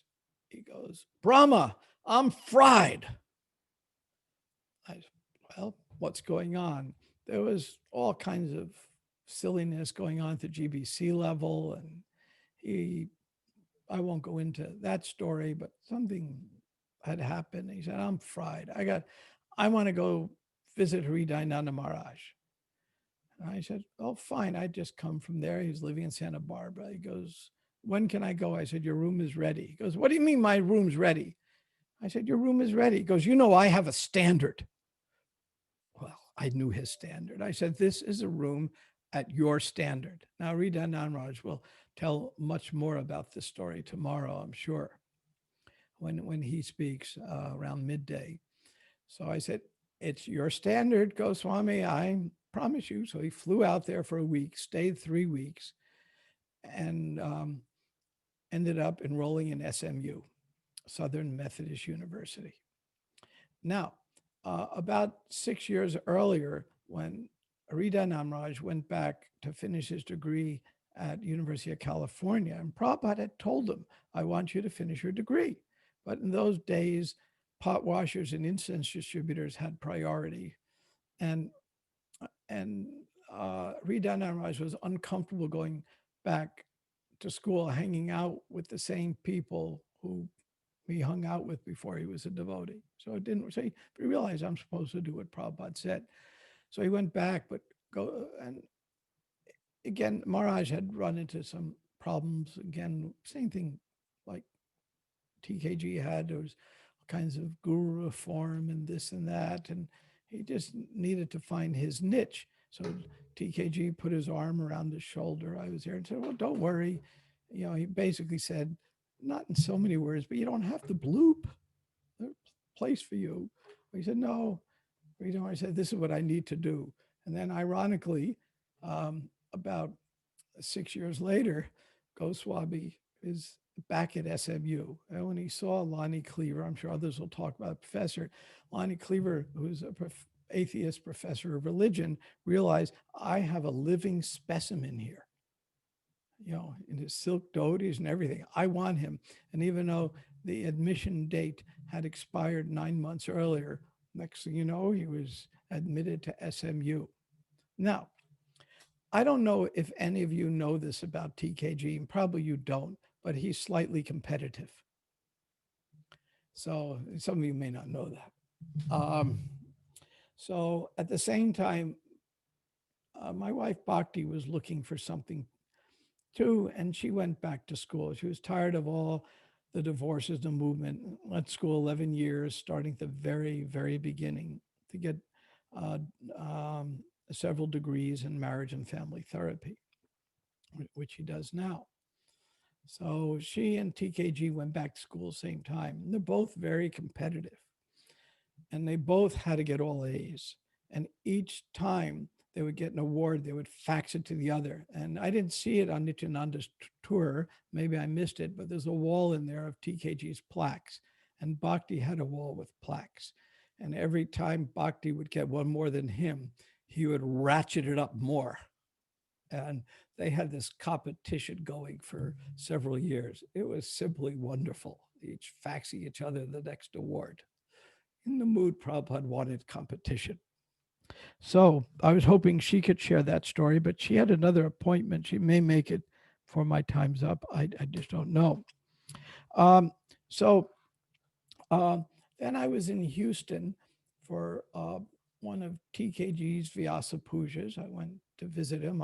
I love God Brothers' birthday parties. Some don't let me in, but I love them because it's the one chance I have to really open my heart and show my gratitude for what they do for me, which is basically everything. So I was at his Vyasa Puja, and Lonnie Cleaver came. His professor, he's a short, somewhat crippled man, and he walks, I think, with a walker, with a cane or whatever, some brace. And he came, and TKG's on his velvet throne, and Lonnie Cleaver came to see him there for the birthday. I think Dhananjaya drove him down. And then Lonnie Cleaver did something amazing. He walked up to the Vyasasad, took the peacock fan from whoever was fanning TKG and started fanning him, which was like an incredible thing. And then he spoke, and he said, I want you to know that when TKG's in my classroom, he is not sitting on a velvet throne, he's sitting in a hard wooden chair. And then he spoke about how well he does. It was a beautiful talk, and you could see the affection those two, Lonnie Cleaver and Goswami, had for each other. Then after that, every year, I was running the Institute for Vaishnava Studies at the Graduate Theological Union in Berkeley. So I was attending, scientist by background. I was doing this program, and I was attending the American Academy of Religion. And every year, Tamal Krishna Maharaj would go. And again, I like being a voyeur, seeing how he does what he does. So I'd walk with him, and he's there in his silks and glowing. And he would go to the lectures of these professors, and he would sit there and listen carefully. I mean, I remember one time I was at the AAR in Nashville, and in the same large convention hall was the American Association of, tooth surgery or something like that, whatever it was. And I was thinking, God, that's going to be a lot more interesting than what I have to sit through. Maybe I should just go into their convention, because some of it's darn boring. But TKG would sit there and listen, because if he would listen in the same mood of Lord Chaitanya, they would listen to him. So he listened. And then he carried a big bag with gifts in it. And whenever he'd meet professors, he'd give them a gift, something useful like a diary, a calendar, very clever gifts, small, that he could carry around. And he'd go, and it'd be always a circle of professors around him wanting to talk to him. He won their hearts over. And of course, sometimes he would speak and they would listen. And it was very impressive. And then we'd go, everyone's favorite at the American Academy of Religion. Everyone's favorite was the book fair, which is like football-sized book fair. And for professors, that's like a kid going to the candy store. So he'd go and he'd walk out with this big, and they're discounted. The publishers want professors to use their books. So he'd walk out with this huge stack of books, which he actually read and studied. I was just reading something Prabhupada had said. He said when he was doing the philosophy book with Syamsundara, and he said, I want my disciples to know philosophy, these philosophers, and then understand that Krishna is the topmost. And sometimes Prabhupada said, just read my book. So he said both things. It's a paradoxical. That's a whole lesson in hermeneutics for another time.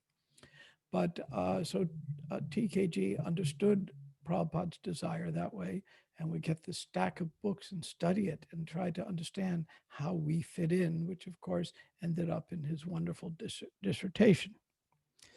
And finally, I'm going to tell one more story. There are many more to go. One of the most important people in my devotional life was Yamuna Dasi. She had a lot to do with me becoming, connecting deeply with Prabhupada when I was in Mayapur. That's another story for another time. But I felt a great connection with Yamuna. So I was with her a couple of years before she passed on. actually a couple of years before TKG left us, I mean to say. And she told me this story. Some of you may know it already, some of you may not, but I think it's a very significant story. It was just the two of us talking, and she says, you know, I had just recently had a conversation with Tamal Krishna Maharaj. I want to share it with you. She approached him, maybe confronted him. She was not afraid to speak up. You know, Goswami, when we were in Vrindavan in the early 70s, you were mean to me. You were darn right mean to me. And it was just, and not just me, but it was really hurtful. Goswami said, first, he was very apologetic. And then he said, magically, very interesting. He said, you know, Yamuna, this has bothered you for 30 years. You're mentioning now. I'm so glad you're mentioning. And I'm going to say something that may hurt you even more, but I have to be honest with you. I don't remember the incident. And it's bothered you for 30 years, or the incidents, to be precise. And he said, and if I remembered all the things that I had to do that were hurtful for the sake of management in the difficult times then, I would fall over and die. And as we know, he spent the last year of his life doing those apologies. I think Yamuna might have been the one that prompted him to do it. Now, looking back at what he did, and having been in India during that time, and knowing what the chaos was, I'm not sure he could have done different than he did.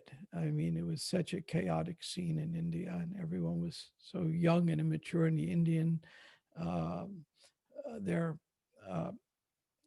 the Indian merchants had a way of tripling or 10 times the price when we walked in, and all these things were going on.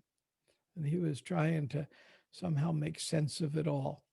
Nevertheless, what he said to Yamuna, it was such a sincere, and Yamuna, this is Yamuna's words, it was so sincere, so heartfelt, so honest. Yamuna felt all the weight she had from not just the difficulty from dealing with Tamal Krishna Maharaj in India, but being a woman in ISKCON in India in those days was a hard task. That's a whole other story for another time. There's a lot of analysis that I could say on that, but it was tough.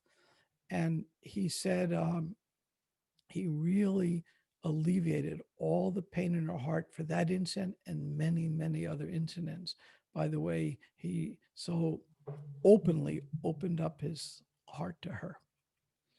So that was a very, very important story for me. And then, of course, we know his last year, he went on. So I think I will end there. Thank you very much. Hare Krishna. It's a real honor to speak here. Thank you so much for agreeing to speak and sharing your memories and thoughts of Tamal Krishna Goswami. It's been really enlightening to hear some of your stories and your perceptions, your take, your realizations from those incidences that you're describing. And I'm kind of feeling a little overwhelmed from especially the last story that you shared. So thank you so much for sharing. This has been an absolutely amazing, ecstatic day, hearing about Tamal Krishna Goswami and learning about his life and what he's done to establish ISKCON in the world and how he helped Srila Prabhupada do so. Amazing for, give it up for the devotees in the UK that have put this together. I mean, it's really great that we can glorify our spiritual master Tamal Krishna Goswami in such an amazing manner. May I tell one more story, quick one? Sure. Because my wife couldn't make it, I'll share this. It's a very important story. You know, we all know these stories about Radha Damodar, and, you know, things wasn't exactly a woman's heaven. And then later on, it was a brahmachari world, and maybe that's what was needed at the time, putting the sociology aside. When my wife, Bhakti, TKG, they had an incident in Houston, and some of you know this story, but I'll give the short version. But when Radha Damodar took over the temple, she had all kinds of service and deities and flower service, everything taken away. And then one day, it was the final straw. She was walking up the steps, and some brahmachari is coming down. You know, she's there with her baby and, you know, wearing a sari, the whole routine. And he goes, "Yuck, a woman." That was the final straw. So she marched upstairs the next day to see TKG, and the secretary says, "I'm sorry, you need an appointment." And she said loudly, "I will wait until I can see him." He heard this, what was her full intent. And she called him in, says, "What can I do for you?" He says, "Maharaj, I just want you to know I'm never coming back to this temple. I'm a devotee. I'm loyal to everything. I'll never be at this temple again. It's so horrible. But out of respect for you, I want to tell you." And he said, "Give me 24 hours. And she goes, "Ha." But no, give me 24 hours. He said, "Okay." The next day, she goes to Mangal Arati. A brahmachari meets her at the door and says, "Can I take your baby? We have a sitting place. Would you like a glass of water?" And they started treating her like their mother. She was a mother. And and then they started coming to her. One brahmachari of another. "I have a boo-boo on my foot. What do I do? My mother's mad at me. Should I send her a Mother's Day card? What do I do?" And she started advising all these brahmacharis. And TKG pulled a miracle, as much as that miracle, the day of that Janmashtami, the story I told, pulled an equal miracle, and the whole thing turned around in less than 24 hours. And then Bhakti and TKG became intimate friends after that, and would have deep hours and hours of talk. So I'll stop here, and that's all. And I have to answer my doorbell, so then I'll be right back. Thank you. Thank you for sharing that. That is my favorite story about Tamal Krishna Goswami. And when Bhakti tells it, it's absolutely entertaining and hysterical to hear it from her point of view as well. But at least you got a glimpse of who Tamal Krishna Goswami is and was, and how he served the devotees in the community of ISKCON all over the world. So this brings us to the conclusion of our second day of the life and times of His Holiness Tamal Krishna Goswami. We have still another amazing day tomorrow. We've got, let's see, our first session will include Krishna Kshetra Swami, Bhakti Vidyapurna Swami, Giridhari Swami, Lokanath Swami, as well as Fiji memories, and hopefully a tour of the Fiji community as well. And then in the second session, we have Satsarup Das Goswami, Mahatma Prabhu, and Janava Devidasi, Hridayananda Das Goswami, Sachinanda Swami. So we have another, amazing jam-packed filled day tomorrow. So please definitely come back in, tune back in tomorrow on time, ready to hear about the glories of Tamal Krishna Goswami. If you're wondering about the times, the schedule was shared in the chat. It's also available on TKG Nectar, the Facebook group. And of course, you can always, message us. And if you need help in converting it to your current time zone, you can always Google that. There's a time zone calculator I like to use. It's timeanddate.com. And so it makes it really easy to convert any times into your particular time zone. And with that, I think we're done with our second day and second session. And we are so excited that you can join us this weekend.